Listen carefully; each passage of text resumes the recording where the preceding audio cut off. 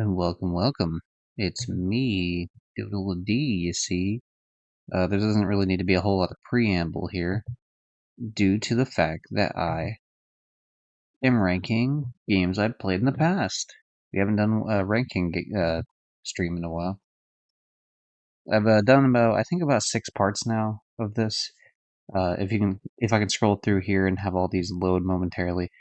Starting here, I've ranked all of these games as I'm scrolling through. So, quite a lot of games, but there's still quite a lot of more games. And so we got to continue that a little bit. Not to mention, after watching a certain friend of the stream, Peach Cola, do a ranking of every game that they've streamed, it was definitely a scenario in which I was like, yeah, sure, I'm down. Um, I should be smart about this. Let me be smart about this real quick.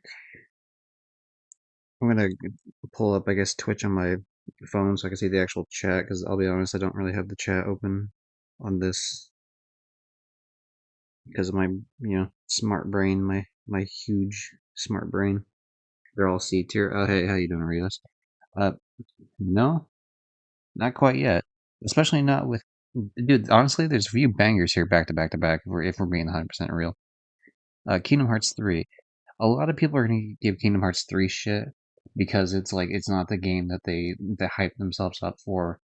Because the first trailer I think dropped in like 2013 or some shit, and because there was such a long gap between Kingdom Hearts 2 and Kingdom Hearts 3. But the thing is, I'm a real Kingdom Hearts fan, and by that I mean I had more disposable income in my family, so I was able to get a PSP and play Birth by Sleep, which was a game in between, um, as well as uh, I played Rechained Memories. So there was like more games in between. Dream Drop Distance. There's more games in between that I was able to play, so the gap wasn't as long, and so I wasn't really F turd. Fuck you, Ritos. No, hey, how you doing? Um, but yeah, I mean, I think there's some messy parts in the game for sure in terms of the story. I think it feels like it kind of dicks around for a lot of the story, and then like when it hits a very certain point, it just ramps up like and never stops going until like the end of the game, which is fine to an extent, but it does feel a bit weird. And then there is one thing about there is kind of a potentially missing scene. I think they might have patched it to where it's like one you can't miss anymore, but like when I initially played it, it was missing in the sense that like it was there, but if you happen to miss it, and it wasn't really that hard to miss it, you missed some like crucial plot point. It was kind of it was weird. Uh, and overall, I mean, I would say if I'm being real, I would probably say Kingdom Hearts 3 to me is probably like an 8. Kingdom Hearts 2 I liked more, but there were a lot of good story moments in 3. The graphics look great. The gameplay is a lot of fun. They made underwater gameplay actually fun. I was talking about the RD Red Dead Redemption 2 D ranking. We'll get to that. We'll get to that. I'll just say it right now because there's really not a whole lot for it. If we can take a look here and see what trophies I have available. They're all Red Dead Online trophies, every single one of them. I mean, I guess this one you could get in the main story, but I got it in online. And the thing is, like, it's just because like it was the hot game coming out at the time, 2019. And it's like, oh fuck, I gotta play this game, right? This is the next GTA 5. So a bunch of the people I played GTA 5 with, we played this, and the fucking online was completely fucking barren, just entirely barren. And so you got a little bit of fun out of it, but honestly, it like dropped it like a fucking sack of bricks very quickly. And I just never went back and really fucked with it. Eventually, I do want to play the story because I've heard nothing but good things, absolutely nothing but good things about the story. But I just haven't gotten to it. So I feel like with that game, I can't really rank it. That's one where I will actually skip like giving a proper ranking because I don't think it's fair. Um, Dishonored. Oh god. As you can tell, I platinumed this. It took a week to platinum this back in 2019. Now, Dishonored did not come out in 2019. Dishonored came out way the fuck before that. And I just had heard about the game because like I liked a couple different stealth games I've tried over the years. It's like, oh yeah, that's cool. Let me try this stealth game I've heard about. It's pretty good. And The game honestly has so much fucking charm in it.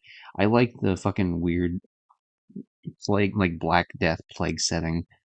Um, I like the idea of like sneaking around and like you get these cool fucking abilities like blink, slash shift. Depending on whether they're playing Deathloop or Dishonored, what they're called. Really fucking cool. Going around, being like invisible and shit, and it's just like ooh, I'm up on the rafters where no one can see me, and then I can like jump down and cut someone's throat, and it's super fucking dope. That I never get tired of that execution. And then of course there's trophies as well for it for beating the game without like killing anyone else, but the main targets if you want to, and then like like not being seen, all this other shit. It provided a very unique type of gameplay that I just fucking I loved it. I have nothing but good things to say about the game. Not to say there wasn't like maybe like an annoying part or two of it, but like such a fun. It would be such a nitpick that I don't even care. Dishonored, like this moved up from a series I hadn't even heard about to being like one of my favorite series of all time, easy. And the thing is, all three games, not to like spoil it too much on them, but all three games are fucking bangers. There's not a bad game in the series, like at all. Whereas I can't say that about Jak and Daxter. There is a bad Jak and Daxter game, so there is a bad Kingdom Hearts game, or at least Kingdom Hearts game I don't enjoy. Um, and I just think, I mean, GTA games I don't really fuck with. Um, I don't really fuck with what's the word? GTA 4 that much, and I can go through like different lists, but the point being, like, there's not many series at all that I can be like, yeah, I liked every game in the series. Now, granted, that's probably just because there's only three games in the fucking series, but I mean, when you do it well three times in a row, and like, hell yeah, absolutely, hell yeah. But yeah. So what would I give it as a rating? Oh God, I I want to say like a 9.5. Some of the collector tendencies in me made it to where it was difficult to be stealthy and also grab every single item in the game. Like there were certain farms or certain gold you can grab or whatever that wasn't really like feasible in a stealth thing without like really doing some like trickery with the AI, kind of fucking with them. Which I did, but it's like whatever. But again, such a minor nitpick. I'd say like a 9, maybe even 9.5. It's weird too because I played the whole first playthrough using no powers because of a trophy, and the game became way more fun using powers like the second playthrough where I could just like dick around the whole time. So maybe like playing without powers got me used to the levels more so, and then I got to like experience on top of that like, oh, here's like the version of this where I get to just go all out, and so that could be cool. Um, okay, so that in mind, I mean, same thing with Dishonored Definitive Edition for PS4. Playing the PS3 version, there's not really much of a difference. I mean, loads worse. But that tells you how much I like the game. And I was like, fuck it, I'll play the PS3 version also to platinum it. So obviously, nothing like the only difference. Also, I guess the Definitive Edition, of course, has like more DLC. So you get to see like the Dowd DLC and stuff. I'm not really gonna rate them differently because the PS3 version also had these DLC. It's just that those ones were paid, whereas the Definitive it comes with them. But yeah, Tetris Effect. Moving on to Tetris Effect, I think the game is great. I don't have many trophies in it, obviously. I only have 8. Because Tetris Effect has, and the same thing with the Puyo Puyo games, the trophies are just really fucking annoying. Like, rotate Tetraminos a million times. Like, oh, okay, dude. Less than 1% of people have that trophy. And this is on PSN profiles where like, the average trophy percentage is just blatantly higher than any, like, normal uh, PSN, like, looking. And the fact that it's still 1% tells you, like, this is just, like, fucking annoying shit to in terms of, like, a trophy hunting experience. So I don't look at the game like that. I look at the game in a sort of scenario where I'm just like I just played it. I played the story mode all the way through, and I enjoyed it. Yeah, I did all the journey mode. And the last like level was kind of hard, but I liked the different visual like stuff happening in the background. as you're like Tetris, Tetrising whatever. The music and the visual experience, like it was a very cool experience, especially unique to like the general Tetris experience I've had in the past, whether it be like the Game Boy version of Tetris, which is like the most classic version of Tetris in terms of like probably the most popular, or whether it's like various kind of versions of Tetris, like oh here's like what is it, Pack Attack, which has like a puzzle mode, which is kind of Tetrisy. But yeah, I mean, I think this game's great. It's just not a game that like. I played it once and I really enjoyed the experience, and I didn't feel like playing it anymore. It's just I got what I wanted out of it, and I was completely satisfied with it. I had rented the game, um, and that's about it. I mean, there's nothing much to say about it. So for that, I mean, I think like a 7.5. And the fact that like I didn't really like there wasn't really a whole lot past that point to do. Maybe maybe we'll give it an 8. Fuck it, because like yeah, it was just a fun experience. I liked it. But yeah, I didn't really feel like there's a whole lot of replay to it. Um, okay, The Walking Dead, the final season.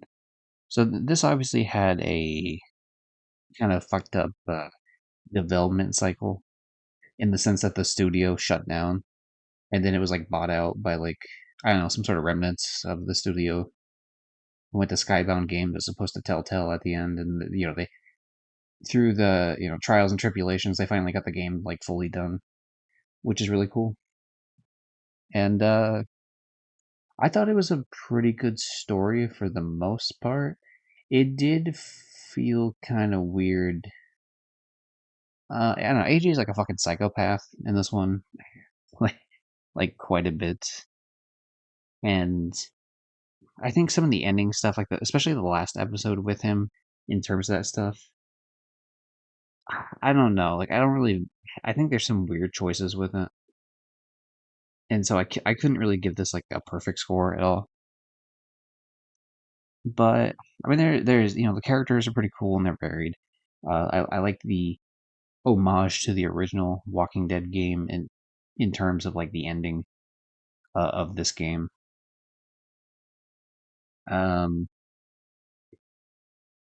and yeah, I mean, it was just cool to see Clementine more in like here's like a more motherly, like more adult role, and see like how she handles the world now that she she's not a kid anymore, right? And we didn't really get to experience that in the third game because like she was just mainly a side character, and she was still like a teenager. Obviously here she's a teenager as well, but like she's obviously older, more experienced. Like it's not just like oh here's wacky little kid that like people are underestimating, which she could rely on for the other games. Now it's just like, okay, well, like, what are you gonna do now? Like now that you've grown up in this apocalypse, like, how are you gonna handle running a group of your own? Which she's never done. She's always been part of some other group or on her own. She's never been like a group runner. So I think that's those are pretty cool angle with it.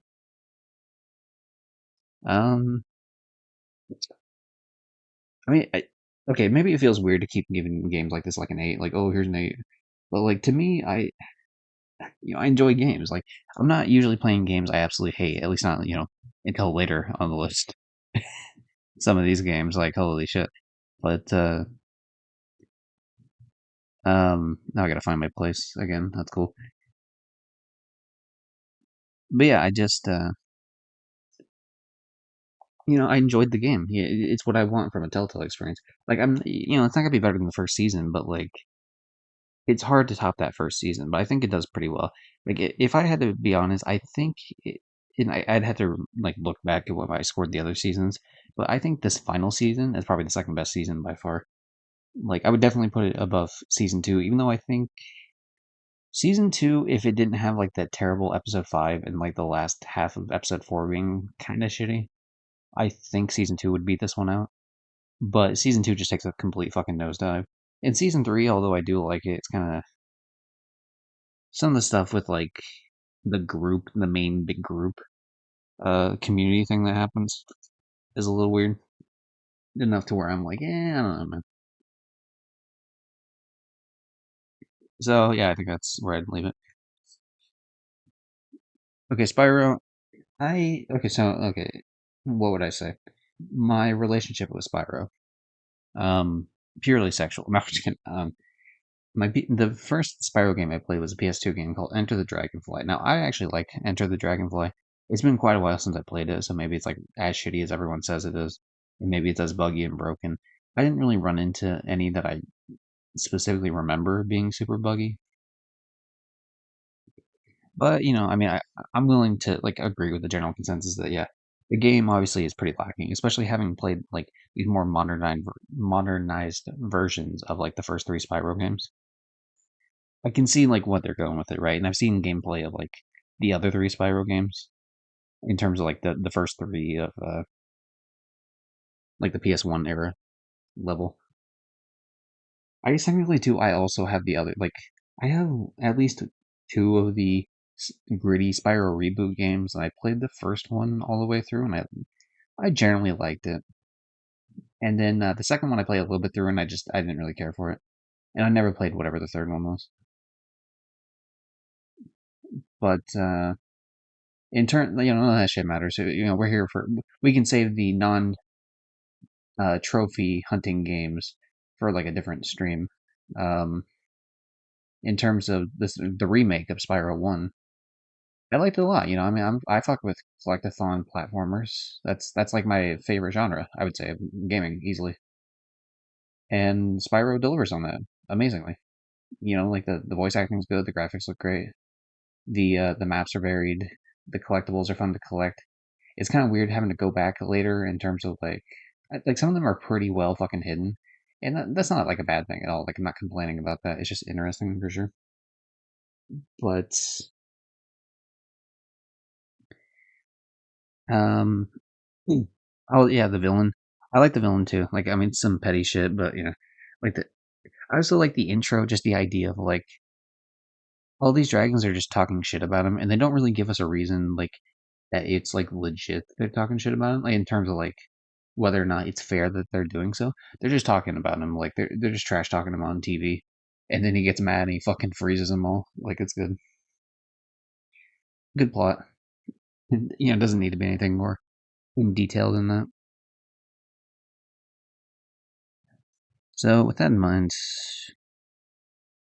I can't think of any major complaint.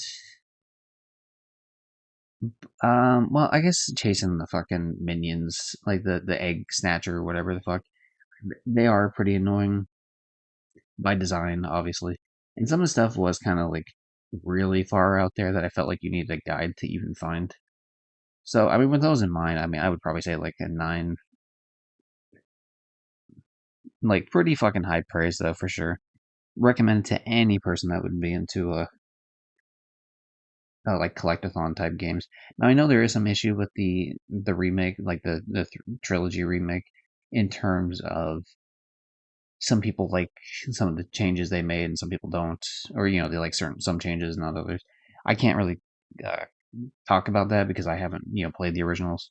And honestly, the originals kind of look like shit. So like I'm usually not that type of guy that cares about graphics. But the PS1 is a really awkward looking fucking era.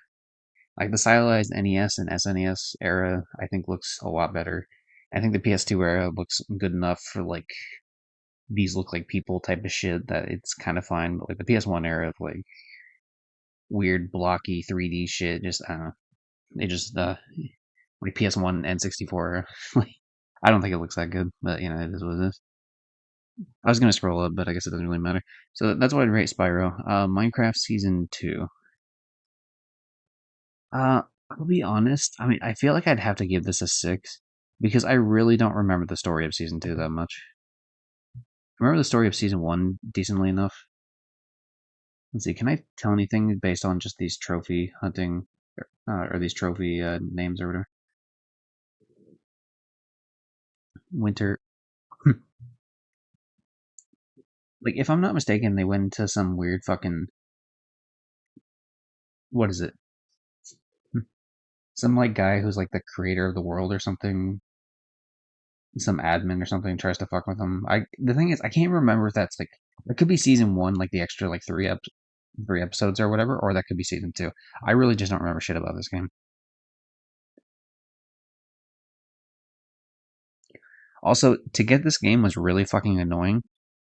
I had to, because the Telltale was shutting down their services in terms of like downloading the game. This is one of those where it's like you buy a season pass game, like a disc, and then you have to download the episodes. But like I had to sit there and fight the servers to even get the episodes downloaded. It's just constantly breaking the connection of like trying to download the episodes from the PlayStation Store. Just completely fucking like busted. But I ended up buying it on eBay, this game, for like probably like $20 or something, or 15 or some shit. And then I eventually got them all downloaded and obviously played it, as you can tell, because I had the platinum. But yeah, I really can't tell you. Like I don't remember disliking the experience. I think it was fine, but like I don't remember the experience at all. So, but I remember it's just like mildly pleasant. So I guess give it a fucking, yeah. I think like a 6 seems fair. Oh, I gotta look at Game of Thrones. I'm trying to see where the other one was. Okay, so I've already rated Game of Thrones in a previous stream, so I'm not gonna rate that one again. Um, let's see. Late Shift. Okay, I'll be real with you. Late Shift as an FMV movie, I think is pretty good. I think it's one of the better FMV movies I've seen.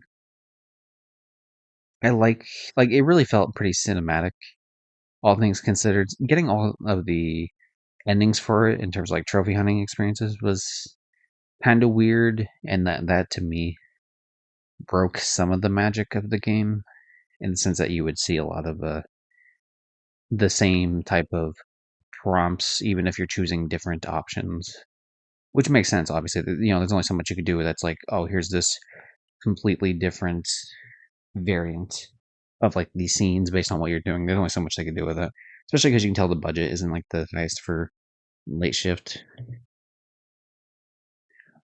Also, like the fact that like the MacGuffin, I don't know if MacGuffin's the right word, but like the plot device thing is like is like this weird, like, I guess, Chinese bowl or something.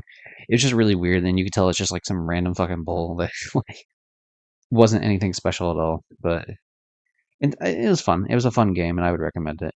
If I think Rito should play it. I don't think he's ever actually played it specifically. I don't know if he's still here or not. But I've seen him play FMV movies in the past, and I think he would enjoy this one. So considering it's an FMV movie, because that makes it like you have to rate it on that type of scale. In terms of that scale, I would say like it was a 7.5. Like I enjoyed the experience. It's not one I would go back and play again. Like I didn't buy the game. I rented it on GameFly, and I would not really buy the game. Like I wouldn't really feel like going back. Like once the magic is kind of gone in these type of games, you don't really feel like going back. Whereas I feel like in Telltale games, I would want to go back, even if I played them again. And I have done that before in the past. Like I've actively gone on my way to, just to mention Game of Thrones earlier, because that was just brought up a moment ago, or even Walking Dead. Like I would want to go back and like try different options, even if they're not trophy related. Which tells you like how much I would personally enjoy those type of games. But yeah. Dishonored 2. Now, if I were to scroll up here real quick, you might in fact notice that. Where is it? Oh yeah, 10th platinum, by the way, LA Noir, just to showcase that. Isn't that wild that I had my first platinum's Infamous, and then I hit a 500 trophy and then a 1,000 trophy before I even hit 10 platinums, and then it just completely like it starts jumping up from there. 2,000 trophies before 20 platinums, but then we start, very quickly getting more and more platinums. 40th was Life is Strange. GTA 5 was 30th. Um, Crash Warped was 50th, 60th. Oh, there, and then it starts jumping up from there. So it's like 75th for Jak 3.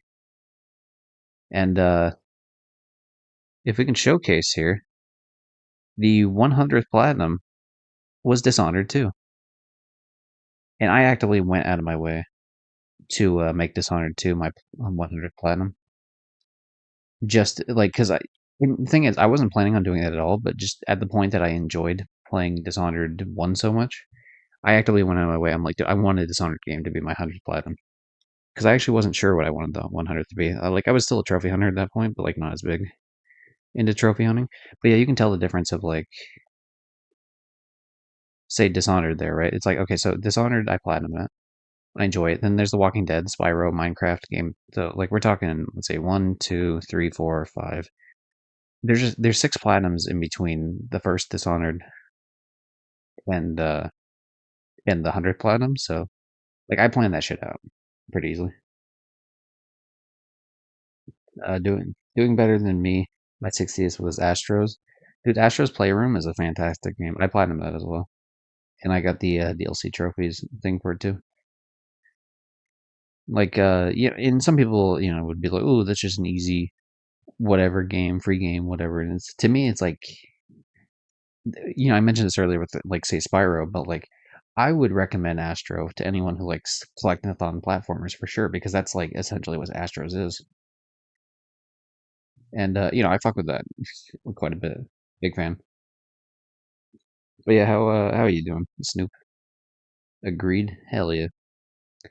We like agreeing here. Disagreeing is current. No, you're allowed to disagree if you want. It's all good.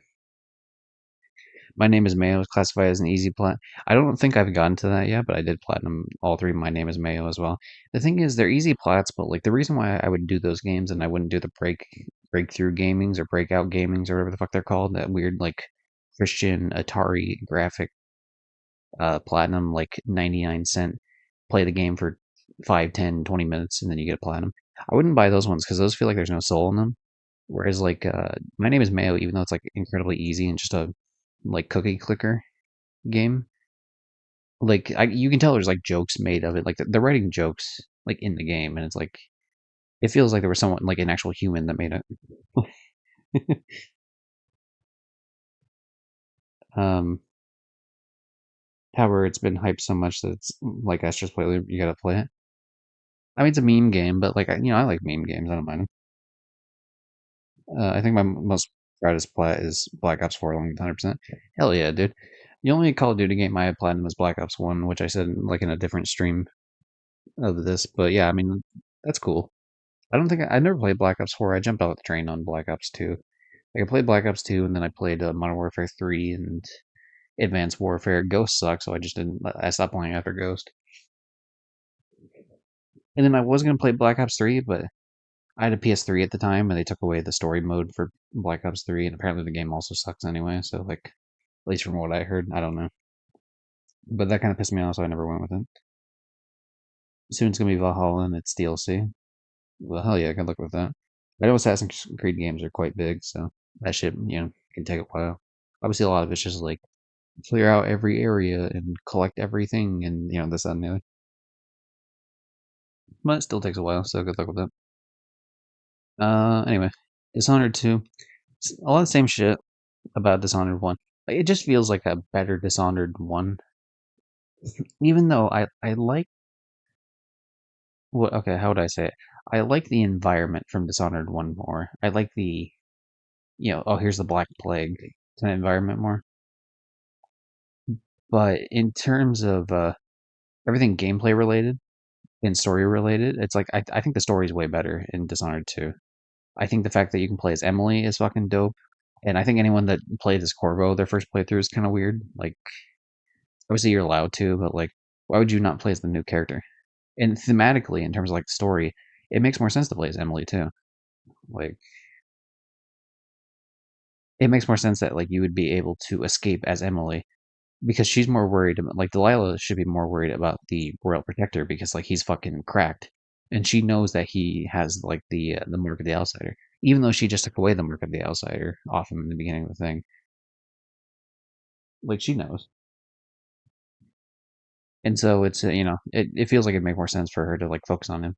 Of course, you can make the argument it makes more sense that he would be able to break away, but whatever.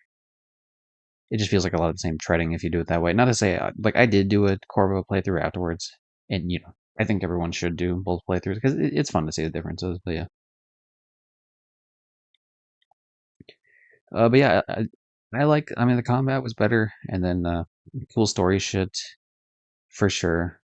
I like the time, like crack in time thing that they were doing. I like the thing with Delilah in terms of like why she has these powers and is like essentially immortal to an extent. Like that shit was cool. And then the new enemy type not being rats but being blood flies creeps me the fuck out because I hate hearing like insect buzzing in my fucking ear, whether it's bees, whether it's flies, whatever. I fucking hate that shit. So like playing Dishonored 2 with headphones like fucked with me. Absolutely fucked with me. Like I'm not one to get like super scared in like, video games. I'd say like Alien Isolation didn't, got me in some places, but that's just more like, oh fuck, I'm gonna die here. Like I'm gonna reset my progress. Oh no. But like Dishonored 2 was like, oh, I'm getting like creeped out here. But yeah, oh dude, in the maze room, that like weird fucking maze room they had was dope as shit in Dishonored 2. There's just so much cool about Dishonored 2. If I gave Dishonored 1 a 9, which I think I did, I think I'd give Dishonored 2 like a 9.5. Even though I do enjoy the even though I do enjoy the what do you say? The locations more. It's not even like the locations are necessarily better. In one, I don't know, just the fact that like the Black Plague is like something that actually happened. Also, not to mention how much they fucking have the people in the game whistling. What would you do with the drunken sailor? Like that song is like permanently etched in my brain now. Even though I've obviously known about that song in my life, but it just shows up so fucking much in Dishonored One that's just like now it's just like that's all my brain can think of sometimes with that game. Sometimes I'll just be like singing it to myself. But yeah, so I think those are good for the rating. Dishonored, Death of the Outsider. That's the next one, right? So like, it's obviously built largely off the Dishonored 2 stuff, which is fine. I don't have a problem with that, and I knew that going into it. But I think it's a really good continuation of the story, and I think like I think the Outsider's a really fucking interesting character. So to me, it makes sense that it would be a scenario like that where it's like, let's focus a story on him. And the name of the game, like some people would, oh, that's a spoiler, right? He dies, but like the different choices you can make in terms of like the quote unquote death, it actually makes it pretty interesting in terms of like a moral philosophical type of debate. And giving the lore as to why this outsider character even exists. Interesting for sure. I like it. And showing that even though he's like super powerful and shit, he's also just like not powerful at all to an extent because of like certain plot reasons. And so it's just I think it's dope as shit. So I mean I'd give it less than Dishonored 2 because like it's just it's like a smaller game. But yeah, I mean I don't know, like an 8. I mean it's 8.5 probably. Yeah, probably 8.5. I've only got collectibles left, 10 areas, then basically platinum. Oh hell yeah, Snoop. You got this, dog. I believe in you.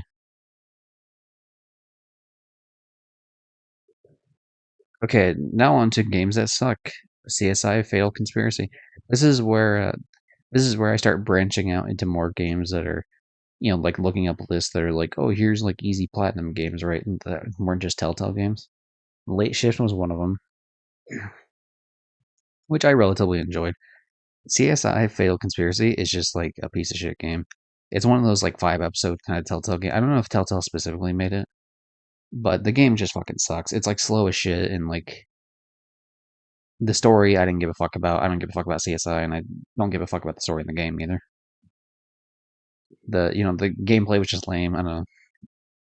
It's only for the platinum, and to be honest, it took longer than I would have liked, and so I don't know, like a 3, I guess, 2.5. Let's just go 2.5. Like I don't really have anything good to say about the game. At least it was a video game, so it's not like complete utter trash. But yeah, it was a thoroughly unenjoyable experience the entire way through.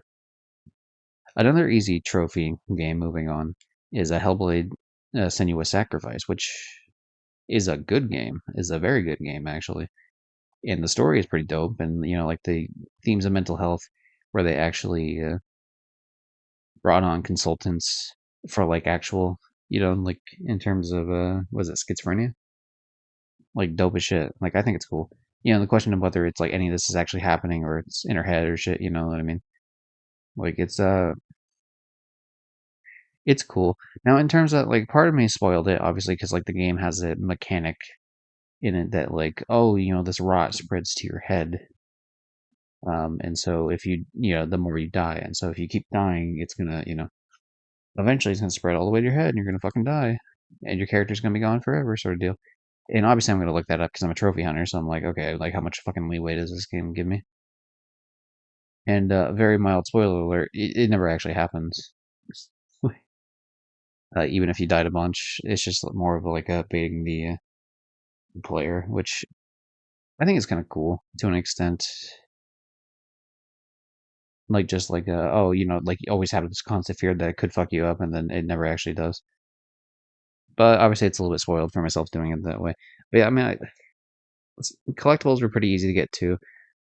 There's a bunch of puzzles in the game too. Some of it was a little kind of weird. Like I didn't like some of it took a while to figure out, but I did eventually figure it all out.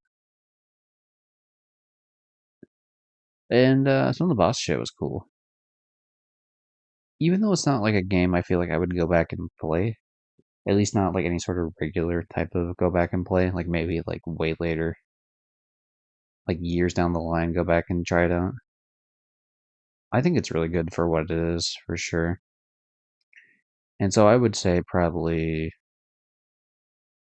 oh God, what would I put it as? Like 8.5. I enjoyed it.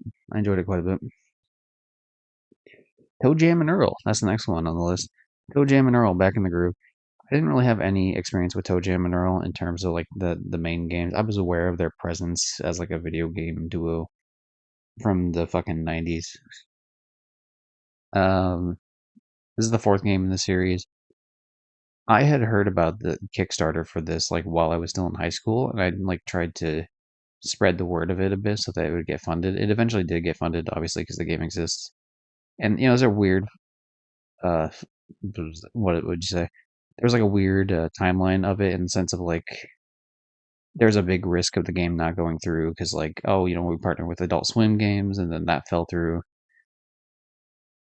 Um, which now considering the fact that like Adult Swim Games is delisting a bunch of their games, it's probably for the best. But yeah, like they need more funding, and that was like a whole thing. And then Macaulay Culkin, the actor that plays Kevin McAllister in Home Alone, fucking put money into the game and like some other shit. It's like a whole thing. And I actually, to Rios's dismay, I actually am a mod in the Discord server for Toe Jam. So like I think it's cool, and I was following the development pretty closely, and I enjoyed the game quite a bit for what it was, and of course I wanted to platinum it. Some of the trophies were a little buggy, like in the sense that like a couple of them popped sooner than they were supposed to. Like get every backer on these weird islands, and they popped before I found them all, or like this, then the other. There's like one or two other trophies that did a similar thing.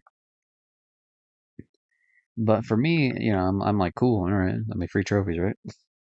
I mean, not free, but less effort for sure. So I didn't mind it. I think it's fun, but I think yeah, it is kind of like weird to play, and it's not like an experience I have gone back to any sort of like in the past like probably a year and a half at least. It also the online's pretty fucking like dodgy on the PS4 version. I think on Steam it's better.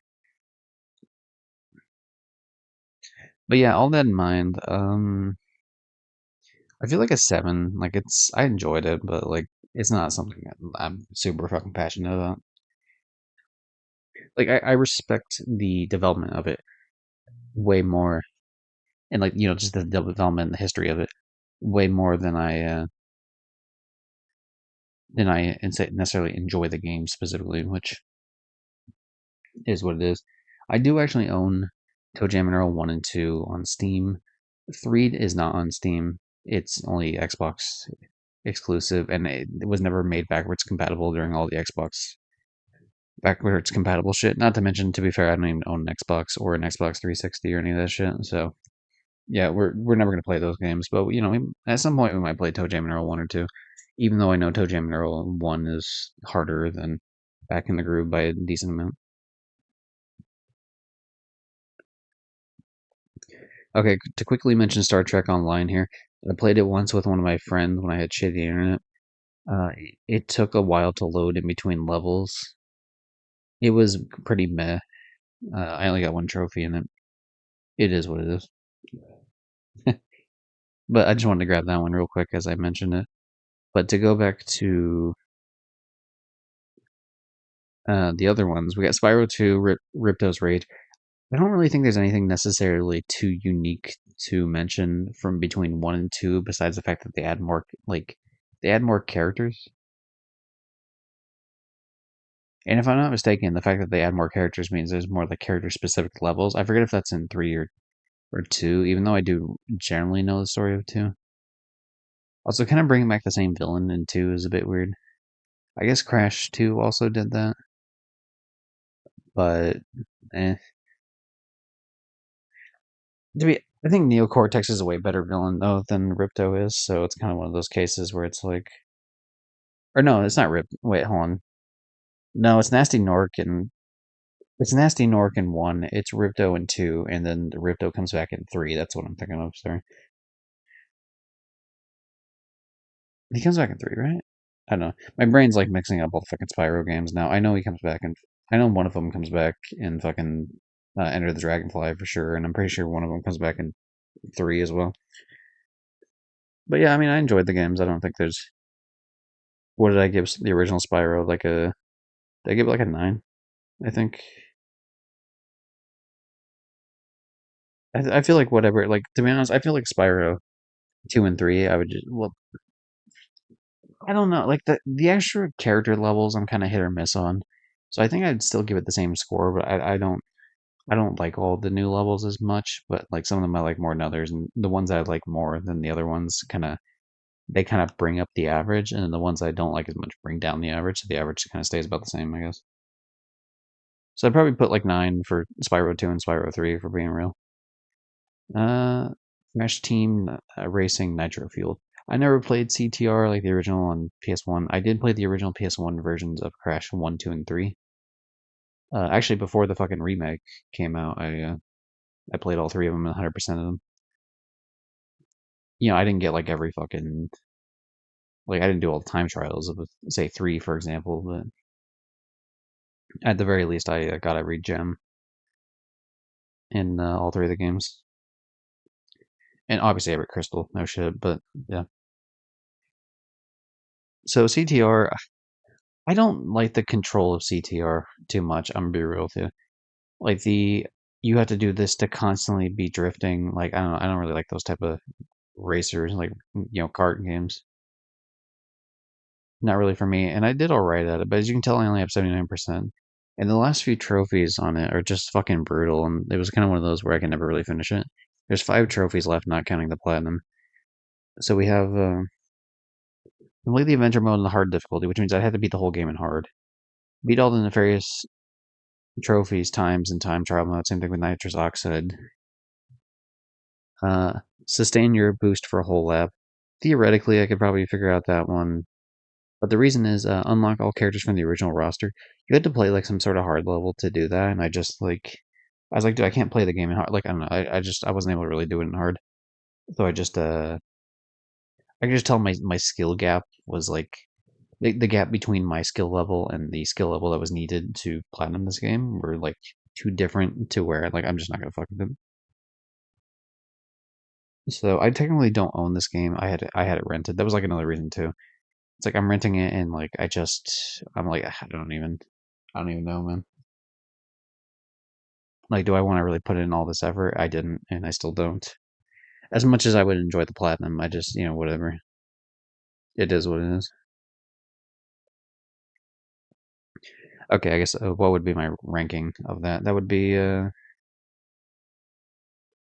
don't know, dude. Like honestly, like a 6. I mean, it's whatever. It's a kart racer. 5. We'll say 5. I didn't mind it at the time, but yeah, I mean, it's just kind of like, eh. I like other racers better. I'm more of a Mario Kart type of racer with that type of, feel to it. Which, I mean, that is pretty harsh. I can't say there's anything necessarily bad about the game. Like, there's, like, I don't think there's some major flaw. I just don't like how it controls.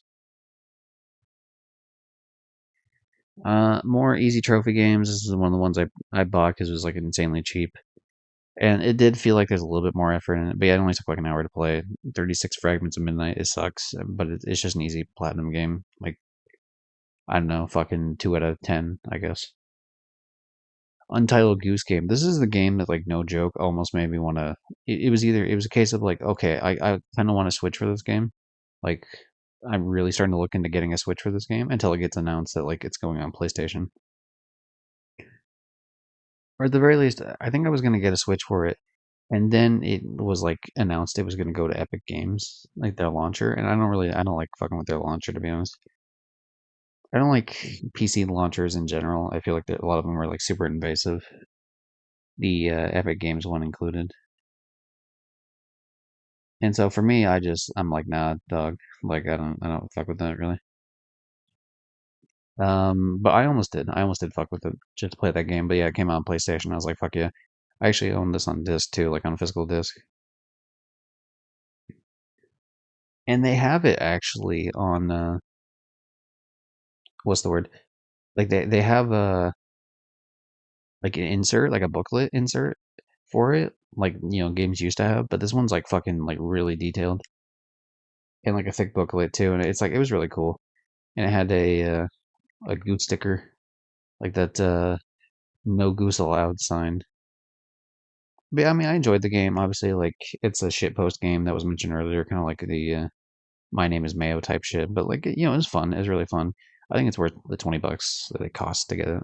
I might have paid 30 for the physical edition, but with these type of games, um, they're not often physical, so it's nice to get them when they are. So like, something like Undertale or whatever. Right? A lot of these games just end up like digital only. Same thing with like Toe Jam and Earl. Like, I think I probably got it on digital store, but I made sure to get the disc proper when the limited run games version came out. Speaking of meme games, Goat Simulator. That was just a free PlayStation game at one point. Played it, platinumed it, enjoyed it. I mean, it's like stupid bullshit, really. Never got the DLCs because, like, whatever, didn't really care. Took a little bit of effort, but it's fun for what it is. Would I have paid for it? I don't know, maybe like $20. I don't think it's really worth more than that. It's like, obviously it's intentionally broken. And yeah, it was fun to be like, oh, here's a character that fucking just like falls over like an idiot or like knocks into an enemy or like, oh, hey, I'm connected to a fucking car driving in a cornfield type shit. I don't know, it's just cool.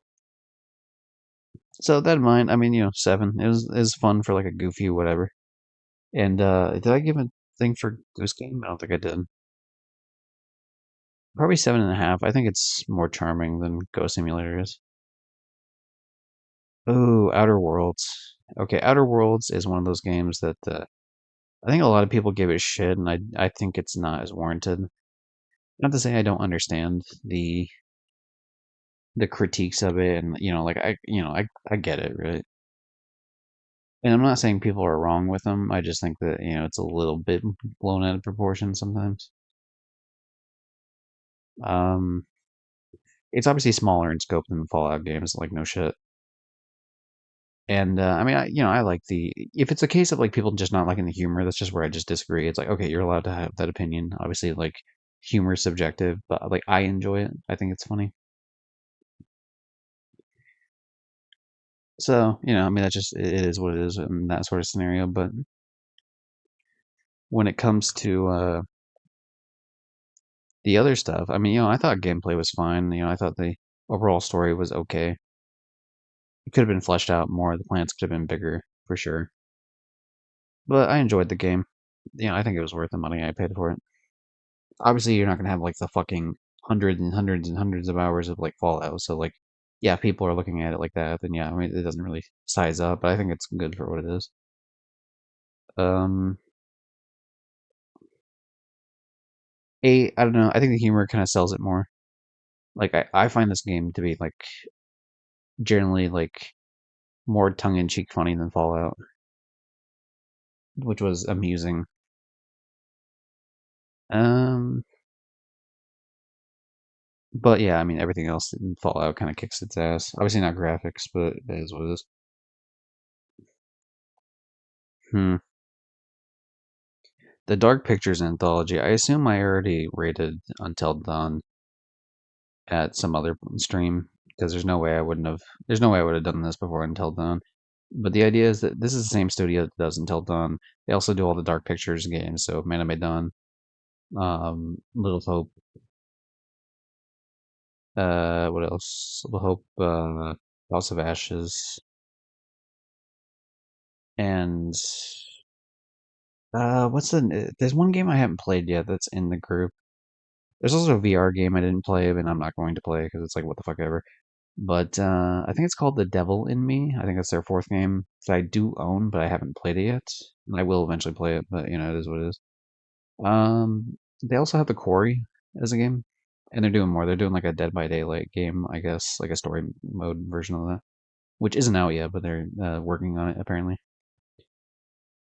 But I generally like their games. I think the Dark Pictures, and like one of the main changes that Man of Medan made that I enjoyed from Until Dawn was the heartbeat sensor was changed to where like it wasn't like a case of like hold the controller still, which in some cases I felt was kind of dodgy. Where like, hey, I'm not moving at all, but it's like still moving. But yeah, so instead in Medan, it's like a mini game where you tap the X button in time with like a heartbeat thing. And yeah, I think that's a better experience. And as the series went on, they did more improvements, like the heart and minds playthrough type shit. Because there's like choices are separated in the Dark Pictures anthologies based on this is a decision made with the head and this is a decision made with the heart. And there's usually trophies relegated to like playing, the full game, doing just one and doing just the other. Man and Medan had the worst version where you had to do both of those. But sometimes there's like choices where it's only two hearts or only two heads.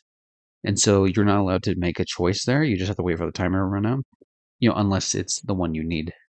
So, like, if you're doing a heart playthrough and there's just two head options, you can choose it. Whereas the next game in the series was like, Little Hope was like, oh, hey, you can choose it actually in that scenario where you have no other choice. So that was a nice change. And then I think House of Ashes had one where it's like, I think you had to do an all heart playthrough, but you didn't have to do an all head, or vice versa.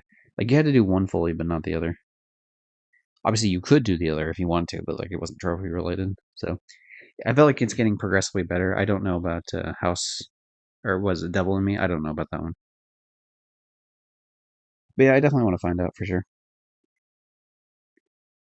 I think I already rated these games to be honest, like in terms of the actual rating. Obviously, I just talked a little bit about them here, but I think there is like a proper rating for the games that I did in some other. Oh, here's my channel, by the way. Uh, Wahoo! Make sure to subscribe at YouTube.com/@GDGypsy. And if you're watching this on YouTube, then yeah, hit the button, asshole. And make sure to check out my Konosuba guide. It's like one of the first like slightly more edited videos than I normally do. So yeah, be sure to check that out. Or the classic every bad Australian accent in Bluey the video game when I did shitty Australian accents. As you can tell, this just recently went up. I'm still technically watching this. For anyone wondering, I haven't I watched these back on YouTube to like grab clips out of them, or more accurately, I listened back to them. But to specifically go back to, I think, yeah. See, there's this one that's like rating every game I played, but I don't recall if that's. So yeah, I haven't done. I only have 5 parts of this, and I haven't done it in 3 months. So that's why I'm like getting back to it again. Is there a specific? Oh yeah, here it is. Okay, so I did it on part 4. So yeah, if you want me to if you want my ratings on those ones, just check out that video right there, rating Man Made on Little Hope and House of Ashes. My opinion on the games hasn't changed since then. Um, I don't depending on the day, a lot of these numbers could jump down like half a point or a full point, depending on how I feel. But in general, like my feelings on the full games are going to be the same. So I don't want to like step on my own toes and just constantly like keep readjusting the scores and shit. But yeah, just check out that video if you're curious on Man of Medan, Little Hope, or House of Ashes. So I won't be talking about those ones specifically. But yeah, anyway, to move on from that, as you can tell, I skipped the Hitman 2 additional expansions specifically because I was gonna wait till Hitman 2. Because honestly, they're all just like one package. It's just Hitman 2, like a lot of fucking duh. Because if we were to open up the expansions, which is kind of weird, this doesn't have platinum, by the way. But all this is like this is just the 3 DLC maps, which it's weird that it kind of has its own separate trophy list as opposed to being connected to the main game. But you know, whatever. Let's see. Did I do? Yeah, okay. I already did the original Hitman. In terms of Hitman 2, it's just Hitman 1 but better. So, you know, I mean, you can't really fuck with that too much. Uh, I, hmm. And Hitman 3 is even better than Hitman 2 for the most part. There was one really broken thing in Hitman 2. Like, there was like a phone you could drop by people, and if the enemy picked it up, they would get zapped by it no matter what. And so it was a case of like, and it counts as an accident, right? So you could just like kill any target pretty much one shot anywhere at any time with like the easiest fucking shit imaginable. They patched it out of Hitman 3, which is understandable. You know, like of course you're gonna patch it out of Hitman 3, but it was fun for what it was for sure. So I can't remember what I give Hitman 1. Hitman 2 I feel like is just gonna be like a fucking like a 9.5. And Hitman 3 would probably also be a 9.5. You know, like I don't Hmm. I don't. You know, actually, you know what? We'll give Hitman 2 a 9 specifically because, unfortunately, at that time, and this isn't really a slight against the game itself, because the developers had to work with what they had. They IOI, which is IO Interactive, you know, the company that makes these games for the past, you know, however many fucking years they've been making Hitman games and only Hitman games. They bought their own in like IP back from Square Enix, and so at this point, Hitman 2's you know, whatever. They own Hitman, like they just own it outright. But because they did that, they didn't really have the money to be doing like full on cutscenes. So a lot of the cutscenes in Hitman 2 specifically are like, what would you say? They're like like still images where people are talking, and then it's like a zoom in or zoom out type of thing as people are like doing shit. And it does make the game like considering Hitman 1 didn't have that. Like if Hitman 1 had that and then they got better as it went on, it would make more sense. But the quality of like the cutscenes was way better in Hitman 1 than it was in 2, and so it's like a noticeable dip in quality. And it is pretty jarring. Now, the vast majority of the game you're spending doing the sandbox bullshit, but I think I already complained about Hitman 1. There was like a certain challenge in there was a certain challenge in one of the games that was like super fucking annoying to do.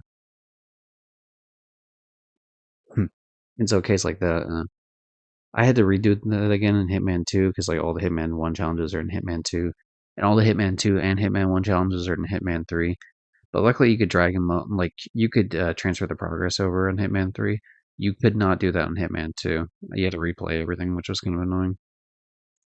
But I mean, it's fun to play the games again. But yeah, I mean, I definitely went through some of these like quicker this time around than I did the first time when I played Hitman 1. Um,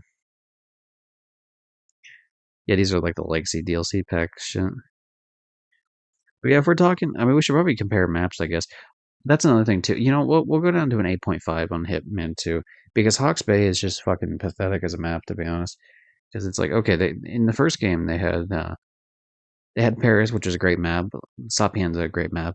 Marrakesh, you know, fine enough map, whatever. These bonus levels, which whatever. Bangkok, reasonable map. I mean, I have a little bit of issues with it, but it's whatever. Colorado kind of sucked ass because it's like everywhere is fucking a hostile place, and it's like really annoying to navigate when you're doing like a suit only type shit. And then there's Hokkaido, which I think was like cool as shit to be honest. So those are 6 maps, and I think most of them, like at least 4.5 of them, are good. But yeah, Hawke's Bay is just like fucking pathetic. Lame ass map. Miami's cool. Santa Fortuna's fun. Mumbai I think is pretty dope. Wilton Creek is fun.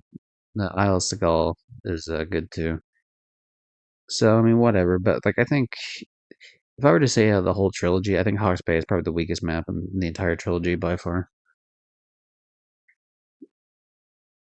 Also, I think the story's not as strong into. It's mainly just like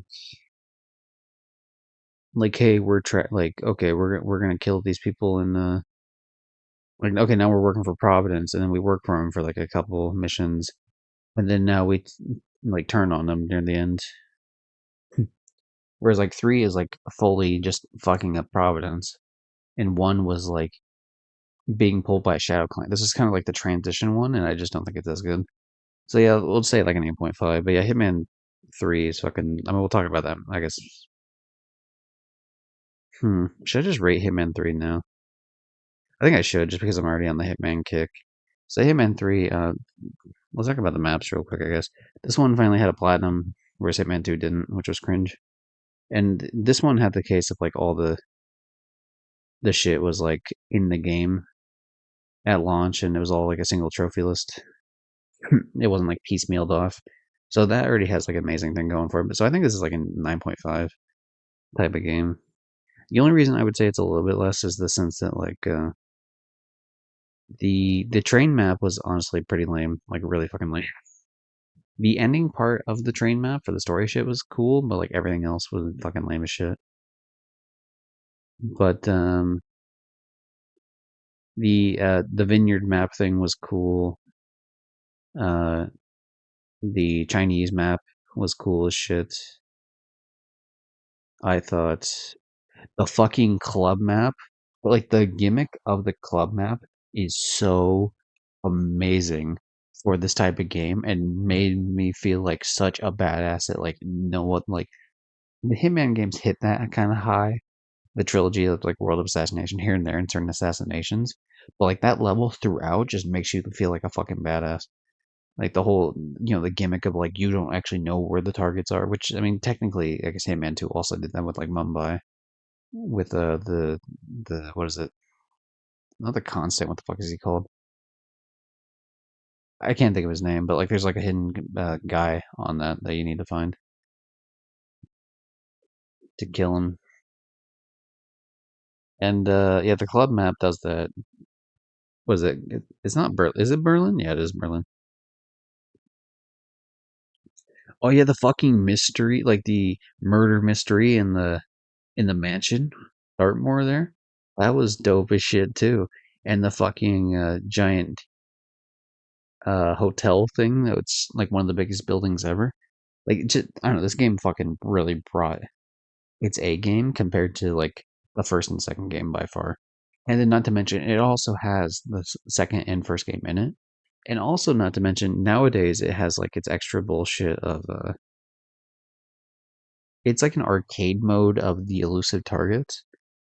So for like a more offline type of deal, maybe not offline, but like more like, 'cause I don't know. I feel kind of about the elusive targets, like kind of the one and done. Like I don't mind it's one and done in the period that it exists, but I don't like the fact that if you beat the target, I feel like it should be one or done for like in online scoring, and then afterwards you can play it as much as you want. That's how I feel like. And then, but like if you play it any more past that point, it doesn't count for any scoring. It's just for like fun. So yeah, I'd say like a 9.5 for sure. Again, the train is the only reason that it gets dragged down instead of a 10. Do I want to continue on? I guess maybe I guess let's try to continue on to.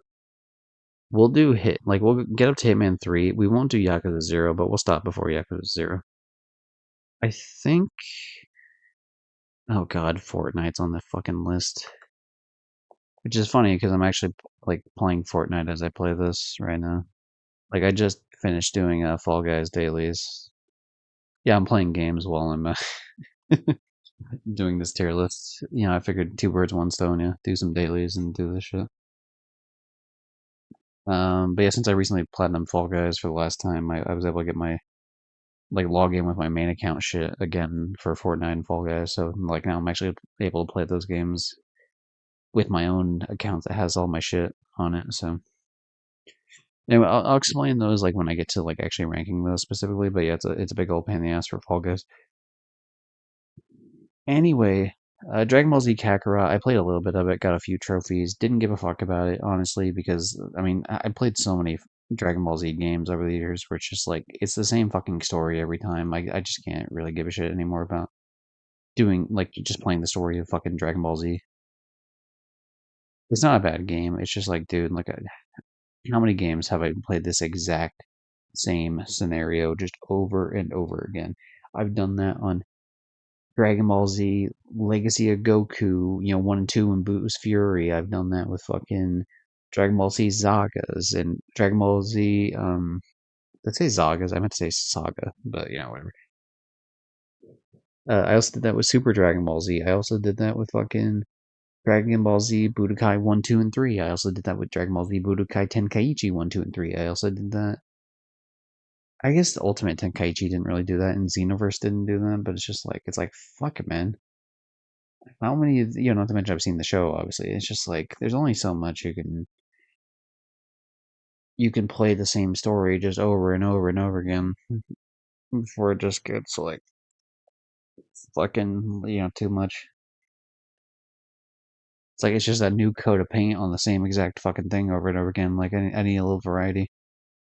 It's not a bad thing at all, like it's not, but it's just like it just doesn't do it for me, you know?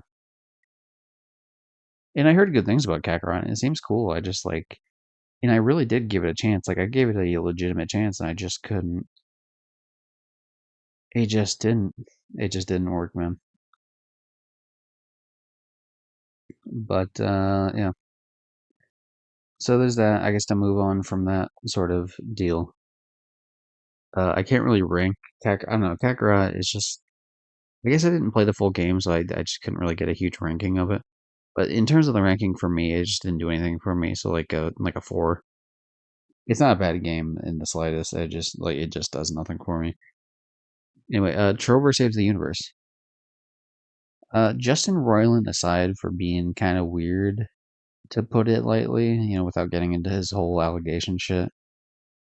Which I played this game before that, at least before I knew about that.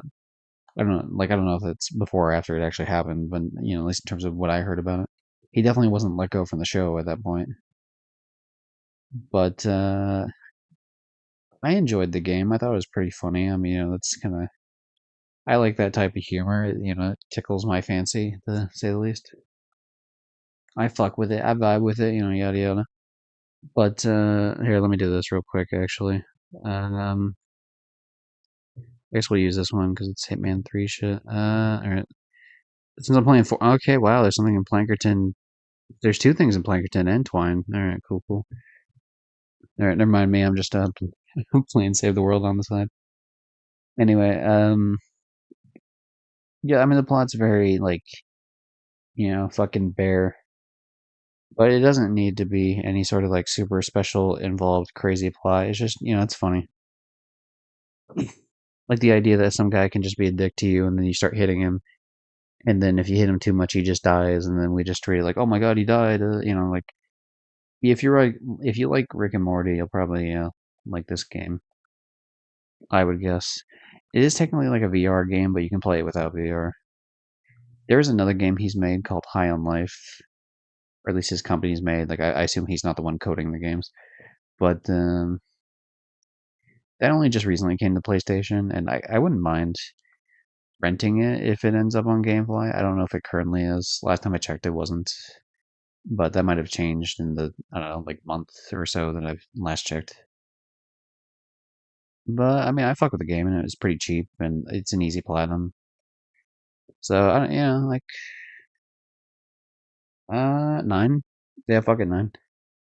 I mean, the gameplay's pretty barren, but yeah, I mean, it all rides on the comedy, like all of it. So it's just like entirely subjective. You know what I mean? Like either you're gonna like the comedy or not. Like there's not, nothing else that can be really said about the game other than that.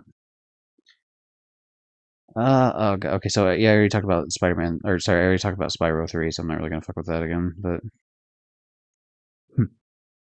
same sort of deal, I guess, with that sort of ranking. Life is Strange 2, though. I don't like Life is Strange 2. I don't like the choices that the game decides to make. I understand the idea of the kids not making the rational choices because they're scared out of their mind, and like, what are you supposed to do with like abilities that you don't even know exist? You're obviously, as much as they could have just thrown their dad under the bus and been done with it, because he was already dead at that point. So it's like they could have like lived on through that. I understand like the pride and also just like the scaredness of like, hey, we're not gonna do that. But I don't like that. Like every single ending for Life is Strange 2 is just fucking awful in some way. And there's only like one decent ending, and it's like the like morally bankrupt ending. It's like the only it's like the ending you get when you teach Daniel to like not respect authority, and then you leave with him for Mexico. Because if you okay, I guess because that's like the main plot of the game is what you're trying to do. So I guess spoiler alerts on how you can achieve those sort of things or not achieving like the different endings. I'll just spoil this real quick. So I guess mute it for the next. Can I do a different face on this? Let's see if I can do. I'll put a knife up. Okay, so when the knife disappears is when it's going to be safe. Or maybe not knife. Let's do this one with like the closed eyes. So when my character opens its eyes again, that's when you know you'll be safe. If anyone gives a shit about the fucking plot shit from Life is Strange 2. But anyway, now to spoil it. So there's four different endings mainly. It's like based on whether you like he has a good opinion of authority, like Daniel has a good opinion of authority or a bad opinion of authority, and whether or not you decide to leave to Mexico or like turn yourself in. If you turn yourself in and he's like cool with that, that's a fucking annoying ending. Because you just like your character just goes to prison forever. Now eventually he comes out and then like he can just like chill with Daniel, and at least Daniel's like cool because he gets to fucking be hang out with his like grandparents. He gets to have like a relatively normal life afterwards. But Sean just gets completely fucked over throughout the game, really, but especially for the ending, which is like dumb as shit. I fucking hate that. That's like really dumb. Not to say like Life is Strange 1 also had issues like that, where it's like, okay, these characters are like essentially fucked, but yeah, we know there was technically an option where like you could just have Chloe and Max just be okay. Hey, we're just cool friends or lesbians, depending on which path you take. Hey, we're just gonna go chill now, even though like everyone else is dead, and that like sucks. But it's at least something, I guess. Whereas this one, it's just like, how you doing, Marshall? Marshall Maximizer. Howdy, howdy. I'm just ranking video games I've played. We're gonna be doing at least a few more of these, like up until I guess I'll talk about like Subnautica and then I'll end it there because I want to save Yakuza specifically, Yakuza Zero and Yakuza Kiwami and like some other games here. I want to save those for like the next type of streams. But right now we're on Life is Strange 2. So the very mild spoil, like well, not mild spoilers, but like spoilers for that game if you gave a shit about it. So still talking about that, but yeah. Um, so yeah, there's those with Life is Strange 1, but then Life is Strange 2 is just kind of like, so you have the option I just mentioned for like one of them, and then if you have him be negative with authority, he won't let you leave the car, and then you end up getting Sean gets shot, and he just gets fucked that way too because he's dead, obviously, and then Daniel just feels terrible, obviously. So it's like that's a terrible ending. That's like easily the worst ending in like all the endings. Then you have the version where like he Daniel likes authority, but Sean wants to keep pushing to Mexico, and then so Daniel just like takes himself out of the car, and so Sean just ends up on his own, which like is not the worst ending ever, but it sucks because it's like you're just trying to keep these characters together throughout the entire story. That's like your one goal, and you can't fucking like you just can't have it. The game just doesn't want you to have it unless you do the one option where you do like Daniel doesn't, like you teach Daniel that authorities cringe, and then you fucking you go to Mexico, and then it's like you and him working at Mexico in some sort of like car repair place, and then some guys are coming to fuck you up, and then Daniel just kills them. And yeah, I mean that's like okay, morally not the best choice, but Also, like it's the only like semi happy choice in Life is Strange 2 in terms of the endings. So anyway, we're gonna move off that one to a different face here. Which one? Yeah, okay, here we go. We'll do this face for now, I guess. Life is Strange is pretty good. I mean, I like Life is Strange. I think it's pretty like I think it's cringy, but it's fun.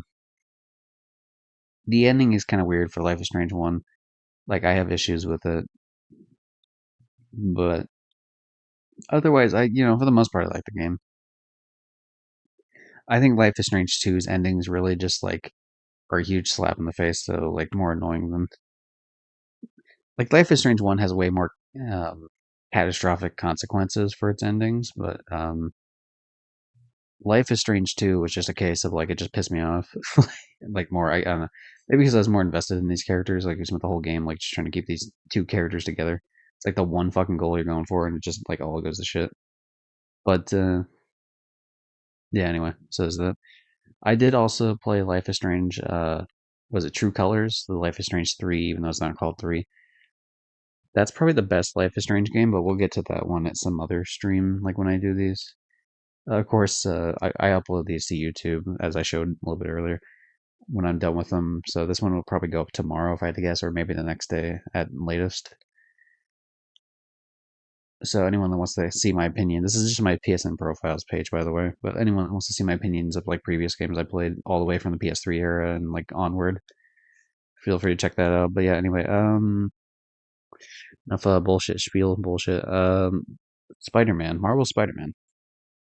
Okay, what? I never did see the second one, but I feel like it did need a sequel.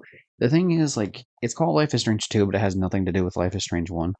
There's only one character that returns from Life is Strange 1, which I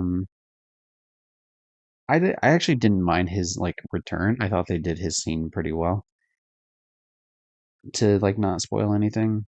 I guess I spoiled the fact that it's he, but like whatever.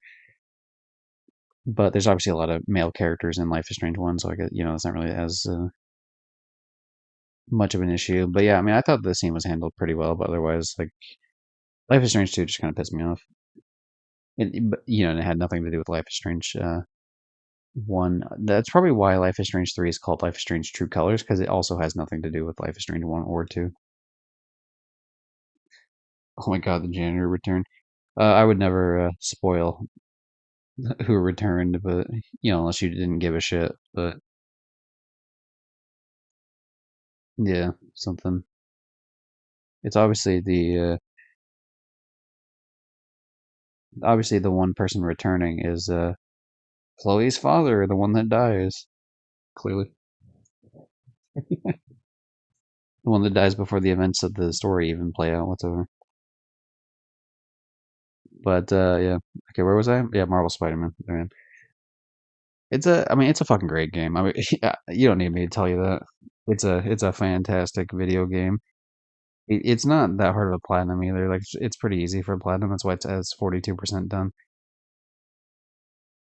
Yeah, and I grew up in with like the era of like, okay, here's Spider-Man on like PS2 or whatever. I forget if I played the first one or the second one.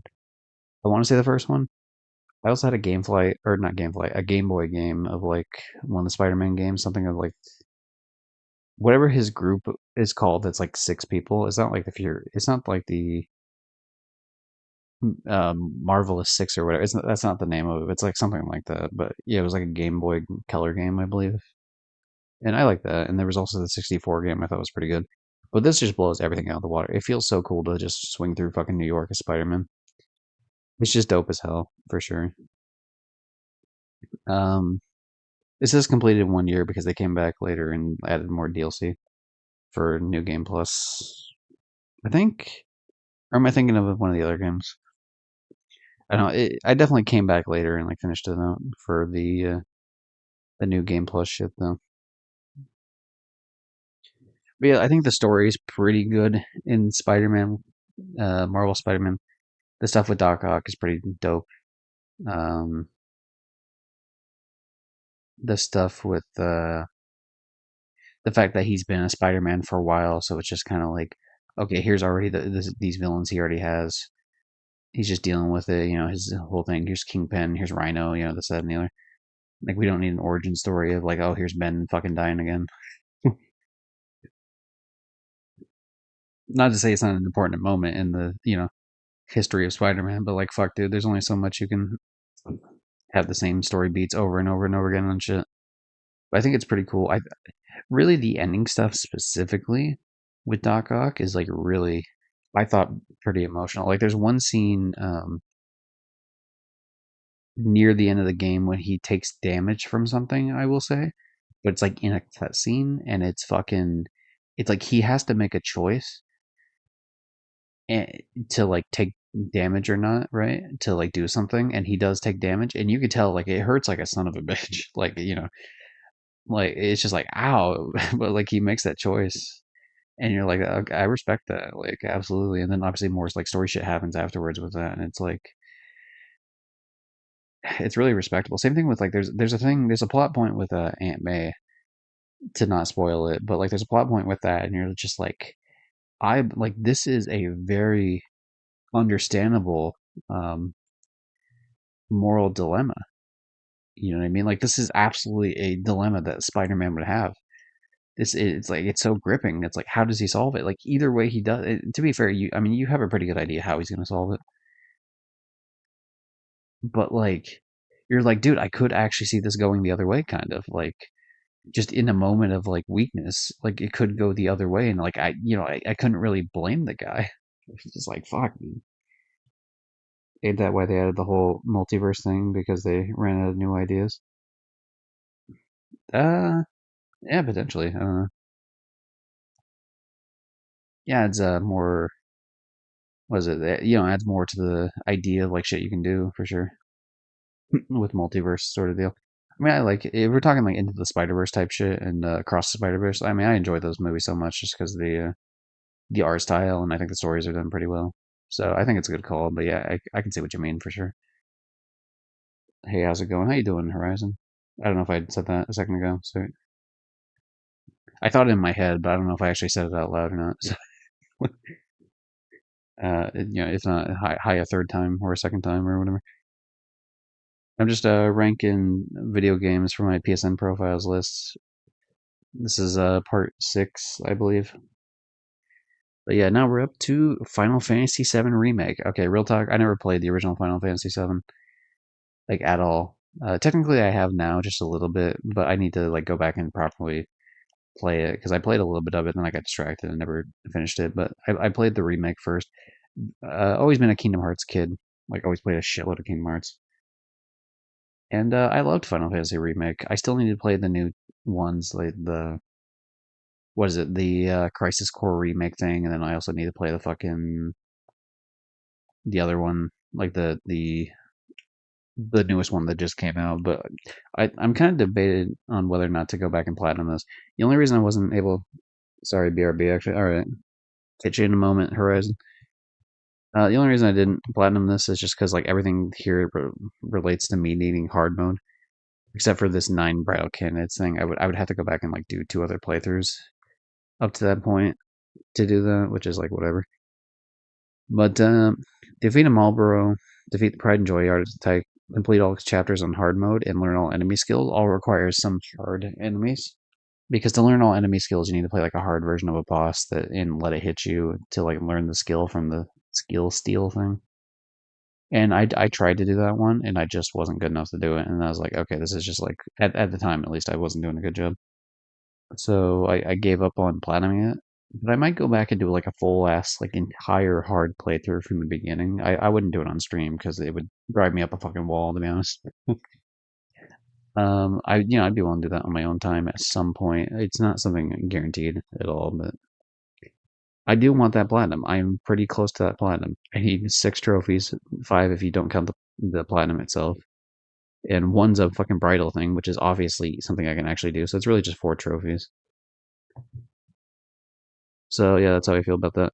Oh, I guess I didn't. I need to give these numbers, right? I didn't give a. Did I give Life is Strange 2 a number? Life is Strange 2. I give it a 3 out of 10. It pisses me off a lot, even though there's like a decent amount of shit in Life is Strange 2 that I enjoy. that I actually really enjoy. It's just like there's so much in terms of like where the story ends up and like a couple of different story beats throughout too. It just pisses me off. So like I fucking fuck that game. It sucks. The trophy hunting experience is alright. Marvel Spider-Man 2. I mean, it's kind of the Mary Jane sections were a little slow. I gotta say, I do like Mary Jane as a character, but like playing as her was kind of and I'm not like some huge fucking Spider-Man fan, so like it's not as much of a like holy shit. But like obviously it's just like sheer quality of the game, especially from Insomniac. Then I'm just like I can't really rate it anything lower than say like a. I mean I think it does get kind of annoying in some enemy types. When you play it like the hardest mode, like when you play New Game Plus and it's on like a super hard mode, but that seems like really nitpicky. So I don't know. I'd say like a 9. I think a 9 is like pretty comfortable to give that game. We won't get to Miles Morales today. I do need to play Spider-Man 2. I don't have the game yet, but I will eventually. I did play Miles Morales. I did platinum it. I think I'd rate it a little bit lower.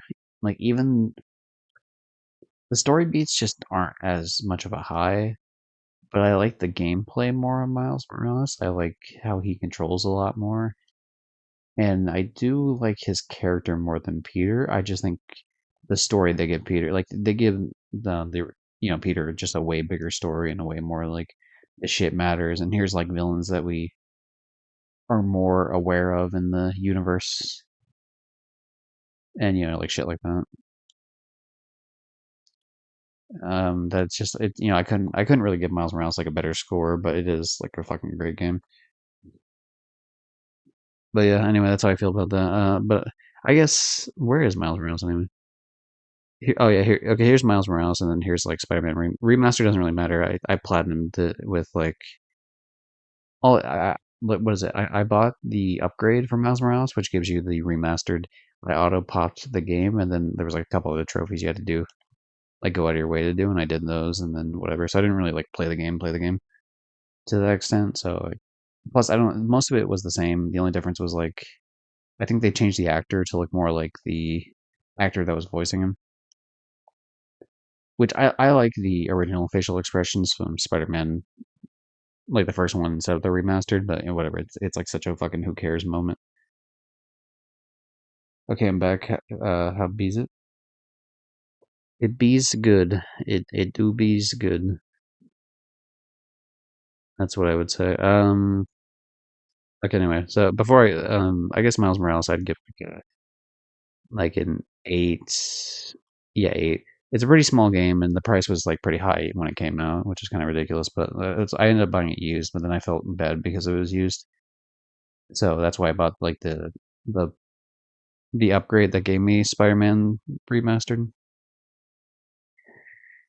But yeah, whatever. I mean, great game, just very short, and the story I didn't think mattered as much in it.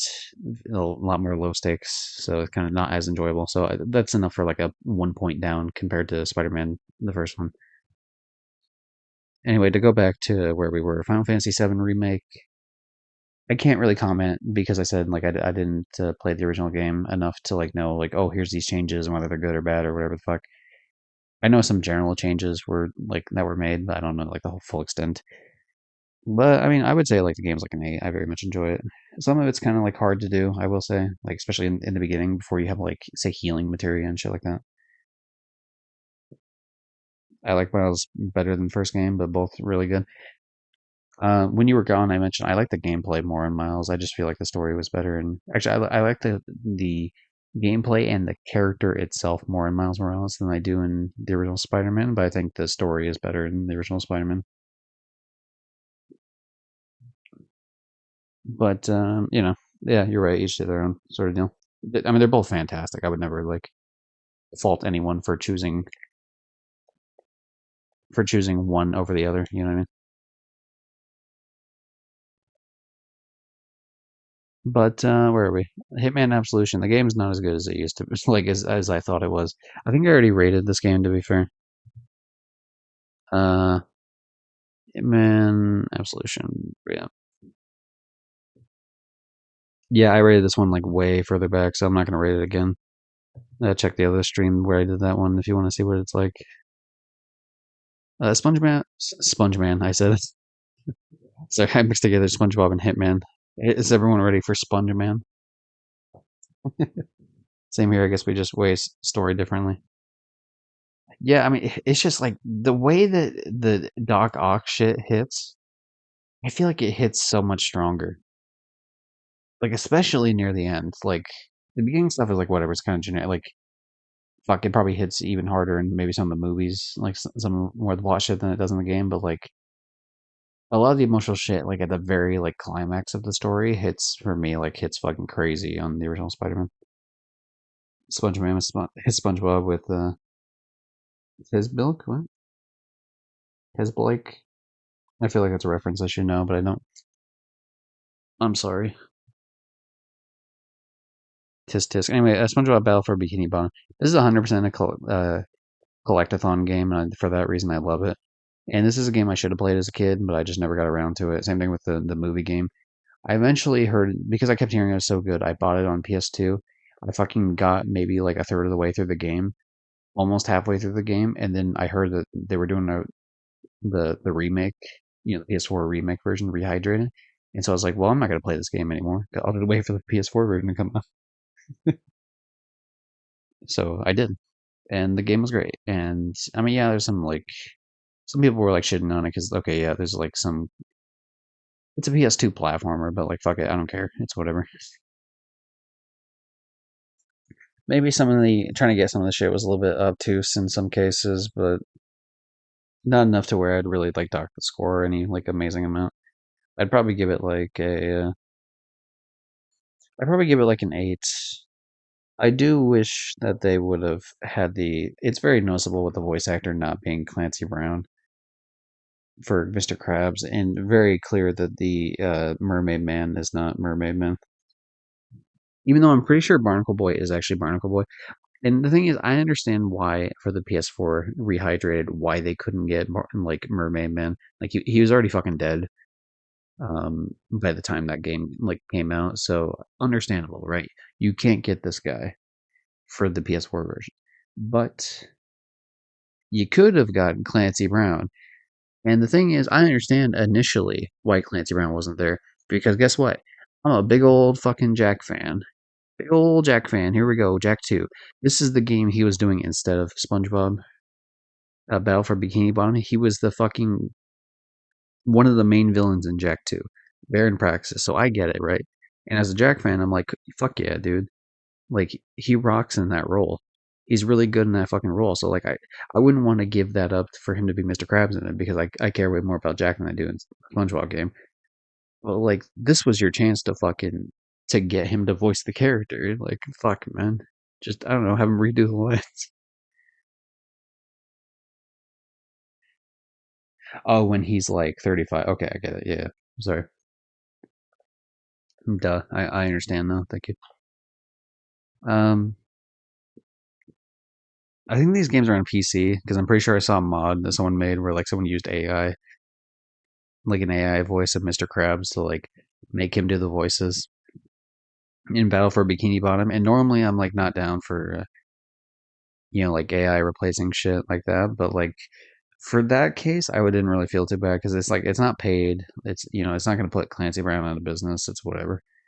They were never going to have him voice it. And yeah, I don't think it's that bad. Yeah, it's a free mod, whatever. Astro's Playroom. A little someone else was mentioning that game earlier in the stream. That was good old Snoop Dogg, which I mentioned it earlier. But yeah, that game fucking rocks. I mean, just to I guess roll the clock back a little bit to when I was mentioning that.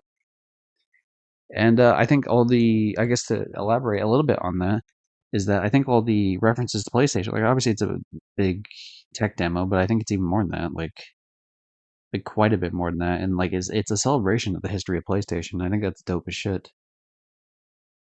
Um, of course, there's like references to like Final Fantasy, Wild Arms, which that's wild to see a fucking Wild Arms reference. But yeah, like if I were to look just through the trophy list, these aren't all the things, but like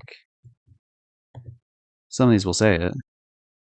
Yeah, like this one's called Wild Arms. Before a spin while shooting the machine gun. Like it's like Wild Arms 3 is one of my favorite games. Absolutely. there's like the Final Fantasy with the Buster Sword. There's like a Jack and Daxter thing. There's like a fucking Last of Us shit. Like where as you're going around, they're like filming different areas of the game. There's like Uncharted. I'm pretty sure. There's Crash Bandicoot. There's just a bunch of cool shit. Like I'm pretty sure Resident Evil was one of them. This one, Heavy Rain. Like they're referencing Heavy Rain here. Um, Wipeout. Fucking all the different weird peripherals for the PlayStation games, like, oh, here's an aim controller or the PlayStation Home thing, or here's like the weird buzzer game. Here's fucking just I don't know, there's just so much cool shit. So many little hidden Easter eggs in the game that are just like this is fucking awesome. So anyone that's like a fan of PlayStation, I would highly recommend play this game. It's great. Um, I mean, yeah, I mean, I don't know. I mean, what else could I really? I'd have to give it like a 9 easily. Like the only reason I wouldn't give it a 10 is because the Astro himself is not really like it's just like a fucking nameless character that has like nothing with it.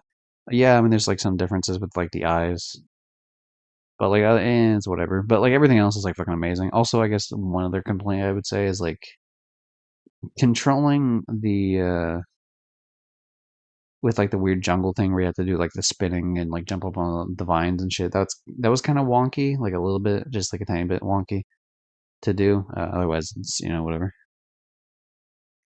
The playroom. This is the original playroom with the PlayStation Move.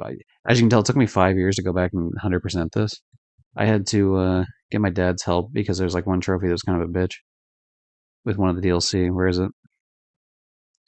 So this one in 2020, defeat every single enemy in the ninja course. That's kind of like to do it on your own is like a big old fucking pain in the ass. It's like okay, yeah, there's two controllers, but it's like hard to control both of them to also like fling a bunch of shuriken. But I eventually got help and he fucking helped out with that, and I got that done.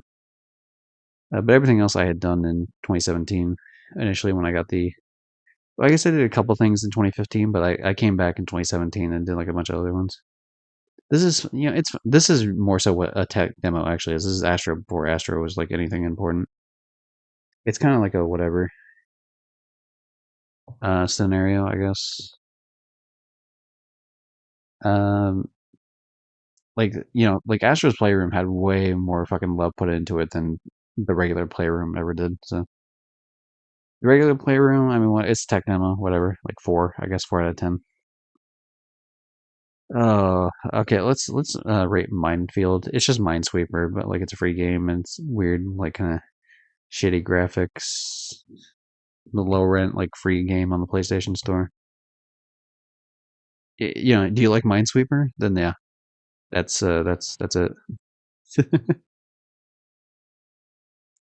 Oh, is this a free? Oh my God, hold on a second. This is a free game that has a European list. I don't actually own the like. I do have a European account. Fuck, I'm gonna have to play that then on my own. That's okay. That's another 10 trophies I'm gonna have to earn quickly when I'm done streaming here. I might be able to do it before bed. Anyway, that's my own shit.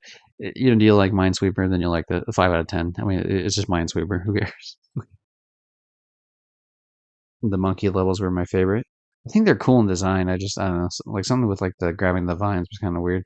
I do like it's the monkey suit thing, and I do like the concept of climbing this mountain, and I do like these weird zipper things they had, and yeah. I think my favorite level is probably the um.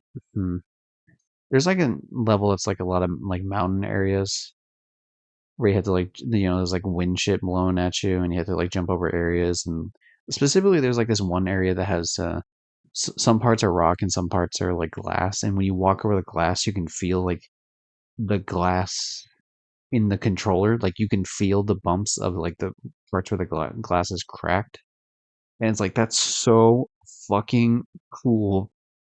Like feeling in the game. You know what I mean? It's like it's just as cool as like in Bug Snacks when you're walking in like the little water that exists in one of the beginning areas.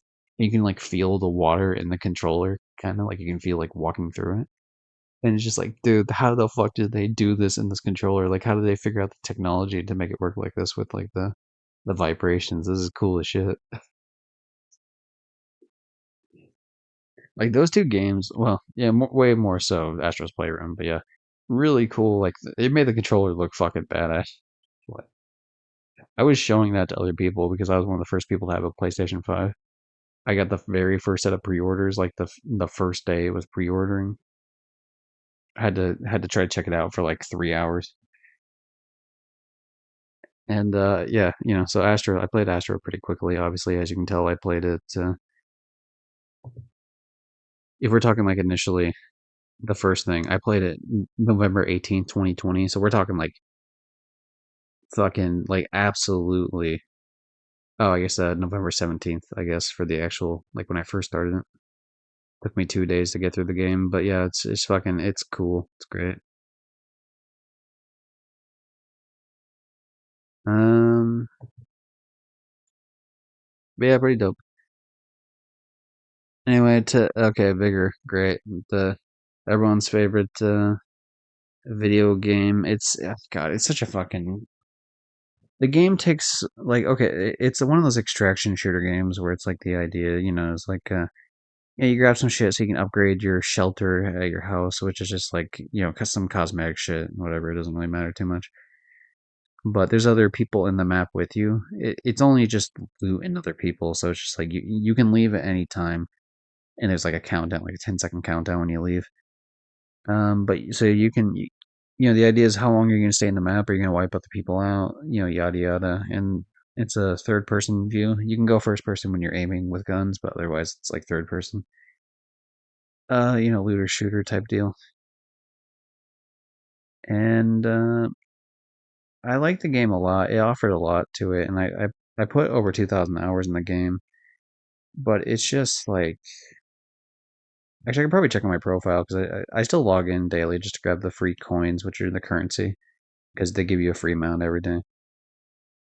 And so, on the off chance I go back and never play it, yeah, 2,540 hours, which I mean that's probably about right. Maybe like 100 hours less, because a lot of times I would like sit in the shelter, not doing anything if I was, playing on my computer or whatever the fuck.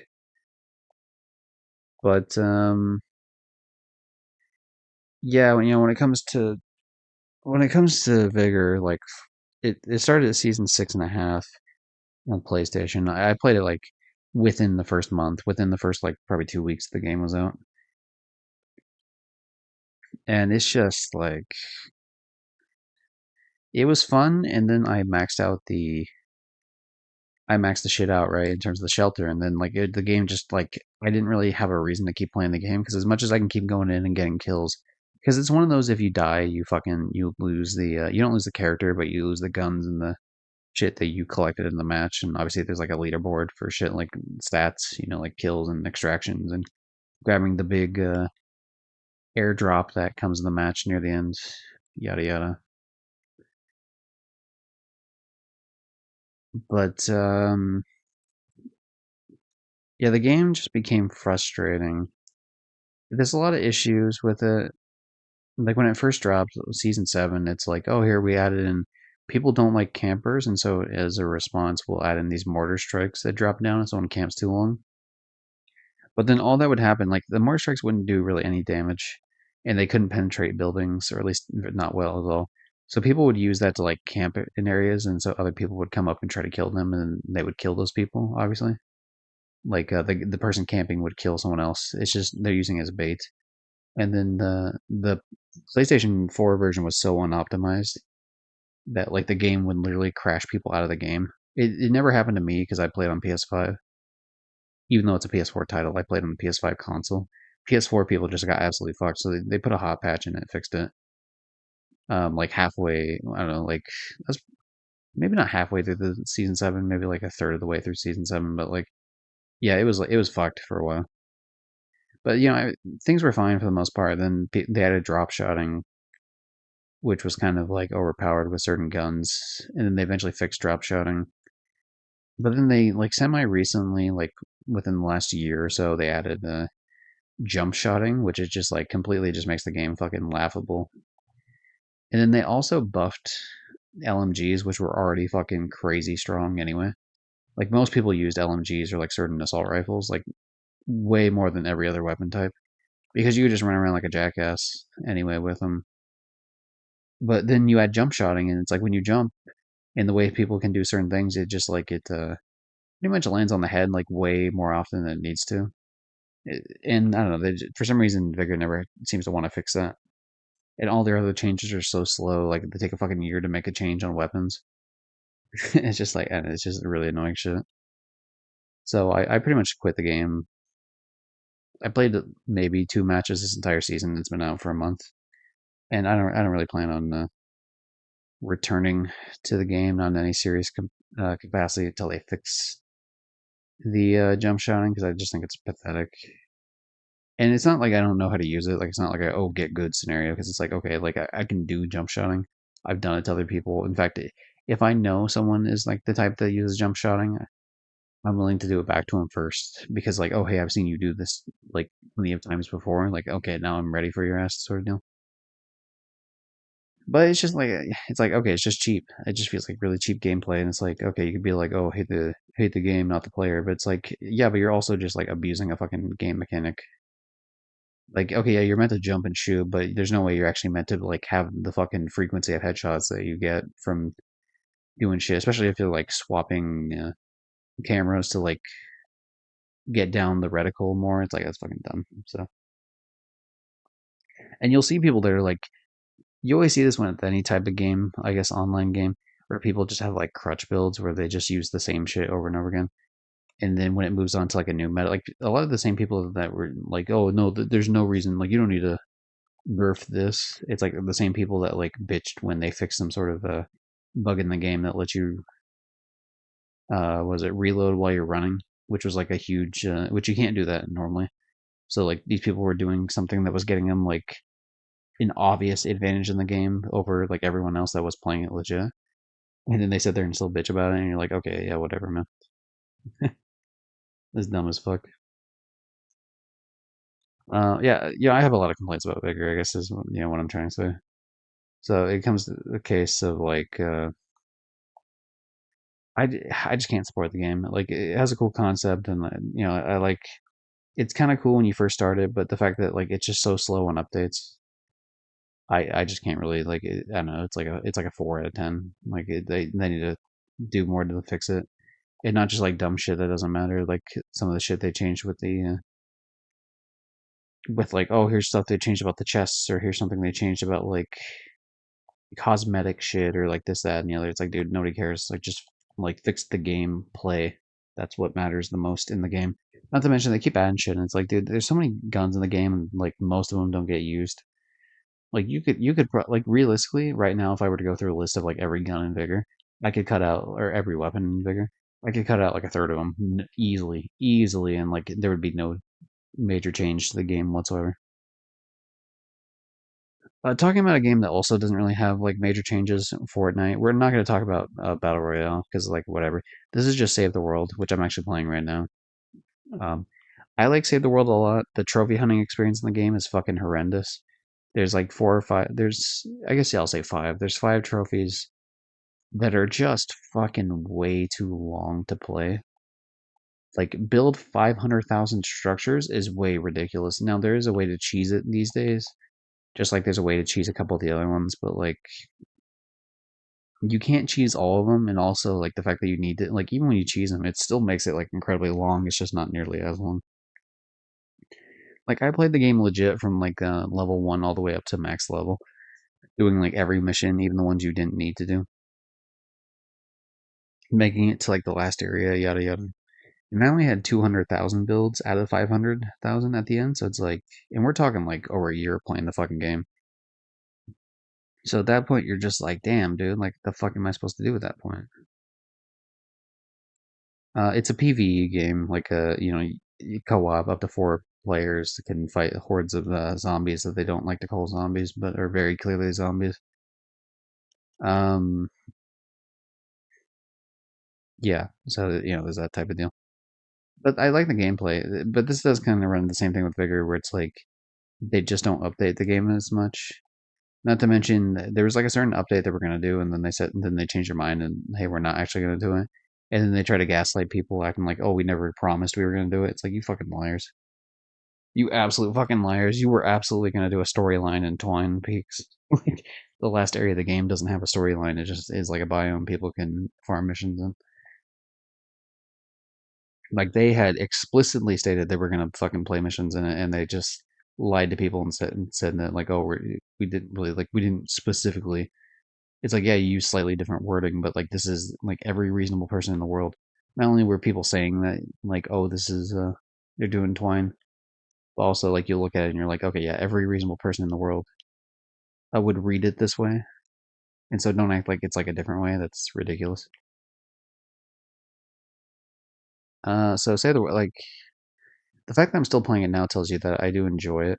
Although there was a big time frame in which I wasn't playing it in the past about 2.5 months or so or whatever, just because of like a Fall Guys thing, which I will explain in some other stream when I get to the Fall Guys rankings. But yeah, I mean, I enjoy it. It's way more chill now that I've done most of the shit in it, including like maxing out the collection book pretty much, except for like the paid skins, which are ridiculous that there's paid skins for them. But whatever.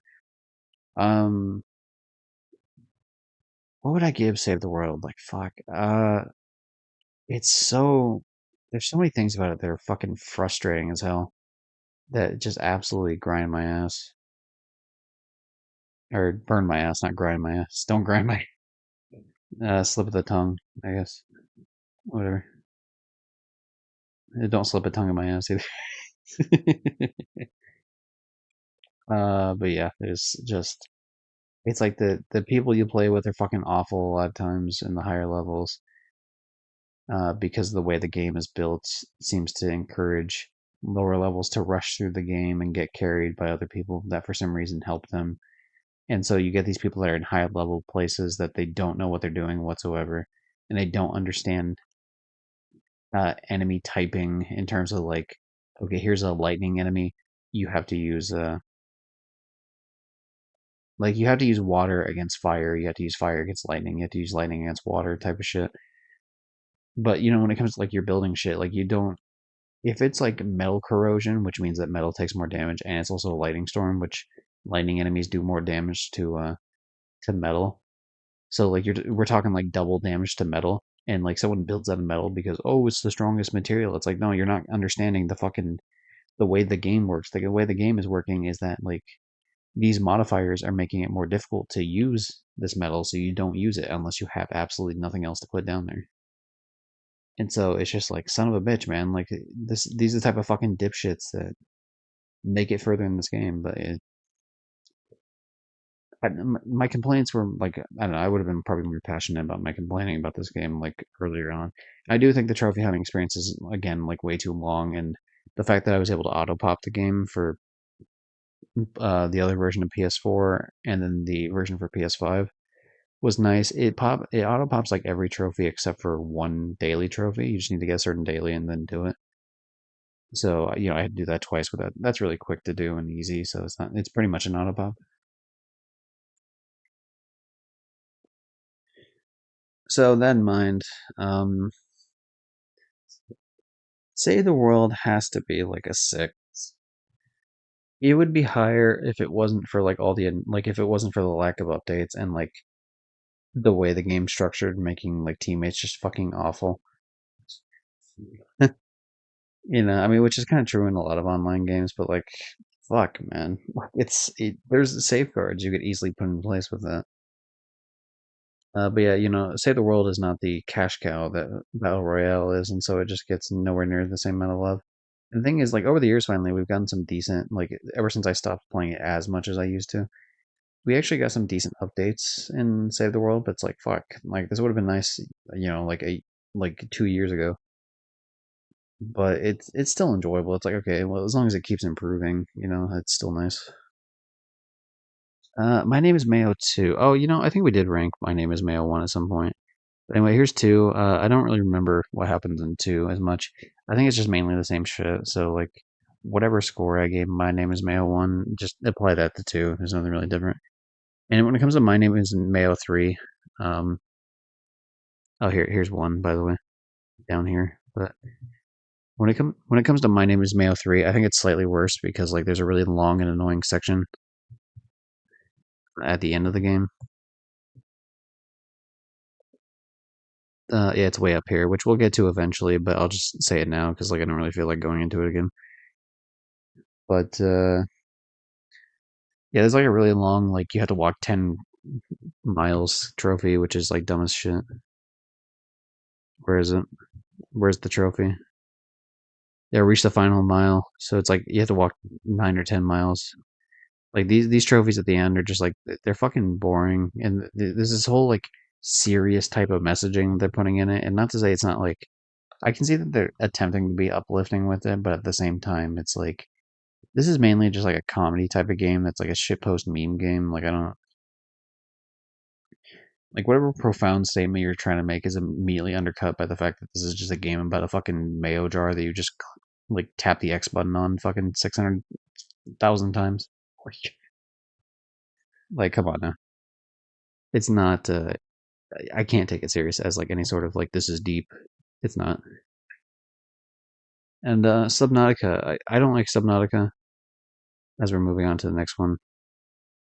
Uh, oh yeah. So anyway, so My Name is Mayo 3. Whatever I gave My Name is Mayo 1, I give to 2, and whatever 3 is like I'd say 1 point below 1, 2. So that's how I feel about that. But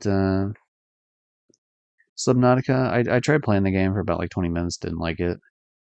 But there's like an easy like 20, 25 minutes console command sort of thing you could do to get the platinum. So that's all I did. So yeah, maybe it's not fair for me to judge the game, but to me, like I just didn't really care for the game. It's not my deal. Like farming the stuff underwater was kind of like eh. Like it looked nice, but that's the only thing I really gave a shit about the game. So I'm not even gonna waste the time giving it a ranking. Hmm. Um, God, there's some. I'll say this Midnight Deluxe is also part of that like 38 whatever to midnight or 36 or whatever the fuck it is.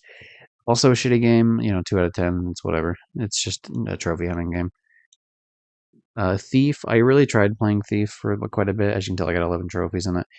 It just felt like a worse version of Dishonored. I know Dishonored, like this was like the remake of Thief or whatever, like the reboot sort of deal, and I guess it wasn't as good. Dishonored is like the spiritual successor to that.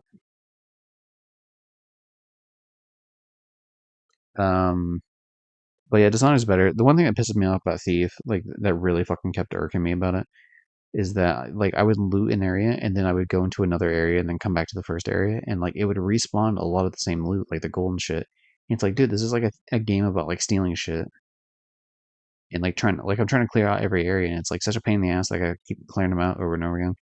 Also, I didn't really care about the story too much, so all that in mind, yeah, like Thief, whatever, it doesn't really do it for me. It's like a fucking 3.5 out of 10, maybe a 4. Probably a 4 out of 10. Let's be generous about it, I guess. I already ranked Little Hope. Um, I already ranked Crossout, I believe. I already ranked Fortnite, obviously. Disney's classic games, Aladdin, The Lion King. I think I tried like a little bit of it, and then I was like, "Fuck this, this sucks." And then I just did like the. There's like ways to cheese it with like the replay shit that you can do, and you can watch a video guide in game, like a video guide, and then you can hop in during the video guide. Like it's a really cool feature, but you pretty much just do that and grab different trophies. So I didn't really get the game full chance, but I mean they're fucking Genesis era games that are difficult on purpose. So it's kind of like whatever. Same thing with like NES type games where they're just made to be hard just so like it takes longer to get through.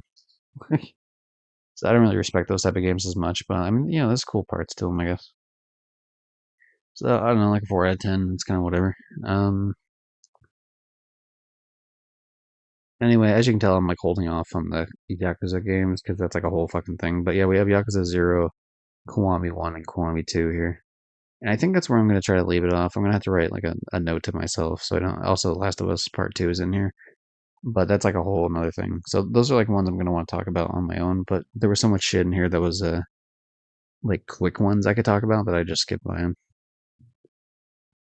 But yeah, fuck 2 hour stream, huh? I think 2 hours is good. We started so just to recap, we've done all these games as I'm scrolling through them in the past in like other streams, and then specifically when it comes to the stream that I'm doing right now, obviously. This one started at I'm trying to stall a little bit as I'm scrolling up, but this one started here today at Kingdom Hearts 3, and then from there, so like from this part of the page, it went up all through these, and then all the way through, very roughly up through about here.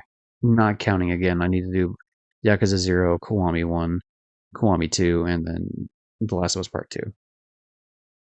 But before I go, one last thing I guess I'll mention is that there are a couple games that jumped up higher on the list recently. World at War was a PS3 game, and I'm pretty fucking sure I talked about it. Very recently, I got a trophy. Same thing with Dead Island. I just recently platinumed it. So I did the online for both these games is still online, so I made sure to try to do them because like they're PS3 games, right? So it's a fucking pain in the ass. But if I can get the online, so I did this one where you had to do 4 player co-op. But if I can get some of the online shit done, then it's the sort of case where it's like if I ever go back and want to platinum, say World at War, then I could potentially do that on my own if I just get the specific co-op ones out of the way. The co-op trophies on this one just absolutely suck ass. Whatever score I gave to Dead Island still stands though.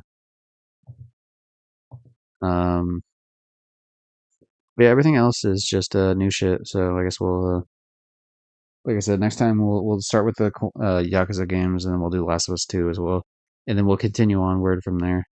Obviously, the next like major one past those points are gonna be Little Nightmares, and then we'll finally get to be able to talk about Fall Guys, Hat in Time, the Sly Cooper games, this weird puzzle shit that doesn't matter, the other Little Nightmares games, Maneater, yada yada.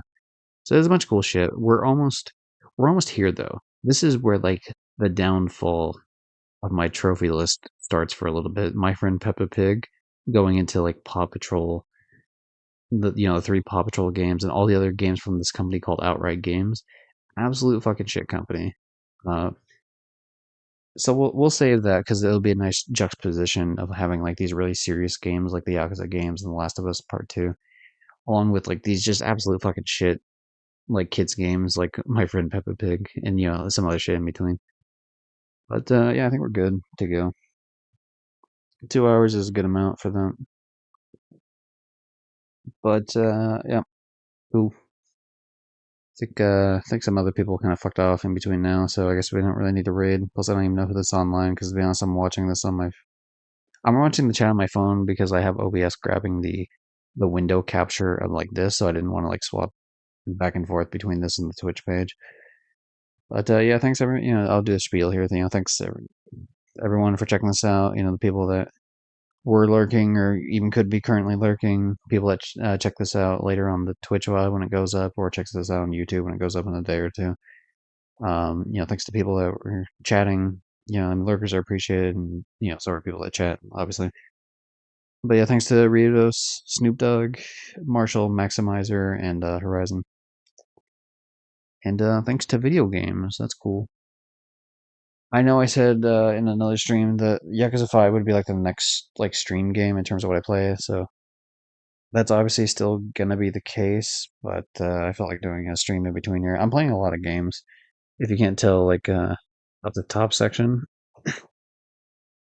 like just recently, we're talking like just in the month of March, I've gotten so many fucking platinums, dude. Dragon Ball Z Fighters, Power Wash Simulator. It's Power Wash Simulator on the 27th of February.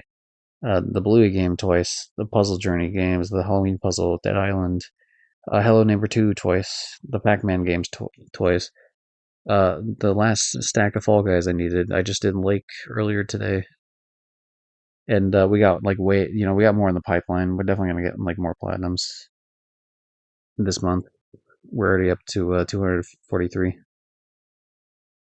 So yeah, that's pretty dope. As you can tell, because I talked about Dishonored earlier, in terms of my trophy cabinet, because I found out I could do that.